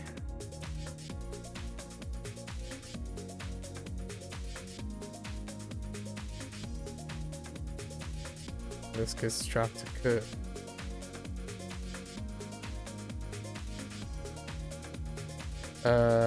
And you add okay, then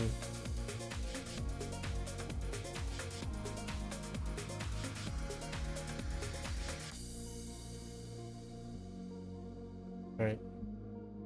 And we have whole.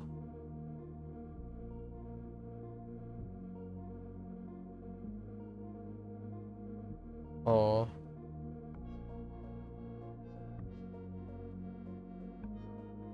Not whole.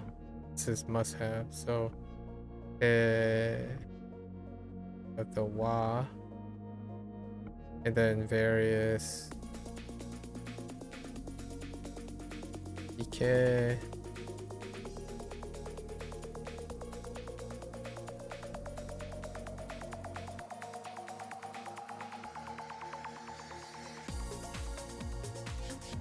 Alright, ikenai. And this is supposed to be the plot. This is must.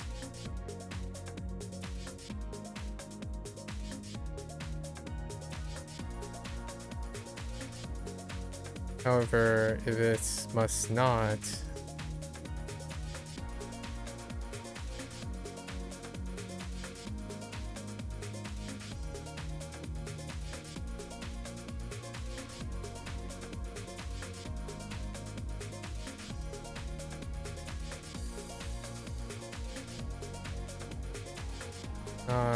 do go straight to tear, right? Must not. Or to do so. So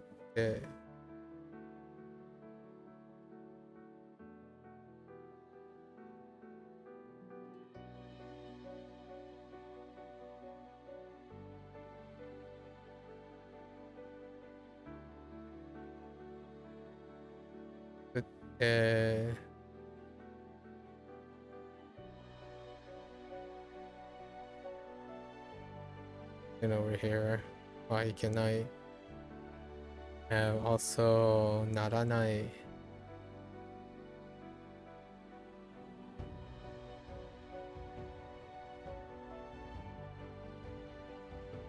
So these dewa have cha.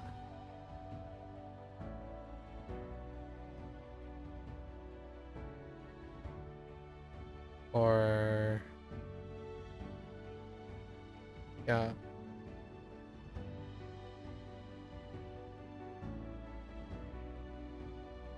that's probably the roughest one today. Next to Sugiru. Sugiru, we have so verbs, stem only. We take the stem, Sugiru.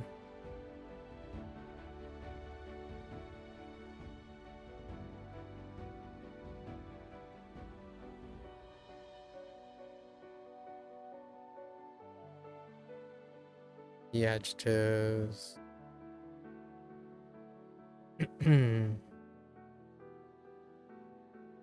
Take the E.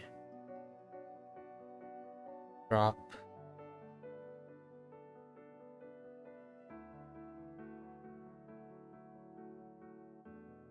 And then non-adjectives.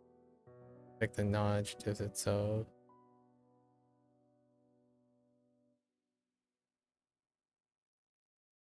And then you're conjugating E to standard polite.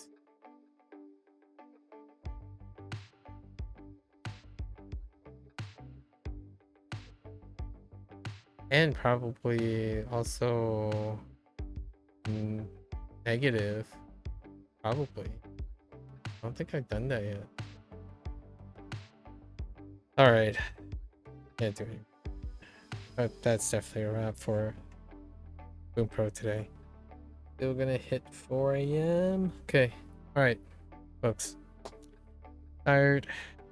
Wrap up for Bunpro. You're gonna watch this there. Arigatou gozaimasu. As always, feel free to follow along. Pick up Bunpro for yourself. Give it a try. You're more than welcome to come on by. Yap. We kind of yapped about like perspectives, about app design, you know, learning things, practicing things. When you're learning, it'll be hard. Practice, it eases up, right? Even though I practice today, practice does make one tired though. There is still a stamina limitation when it comes to practice. Learning as well, but it does impact. Until next time, 皆さんまたね。見てくれてありがとう. Right. Thanks for watching. See you guys next time. I'm gonna get up, stretch, try to walk around a little bit. Be back for Hansi Hero. Got one more. One more. Oh boy. Okay.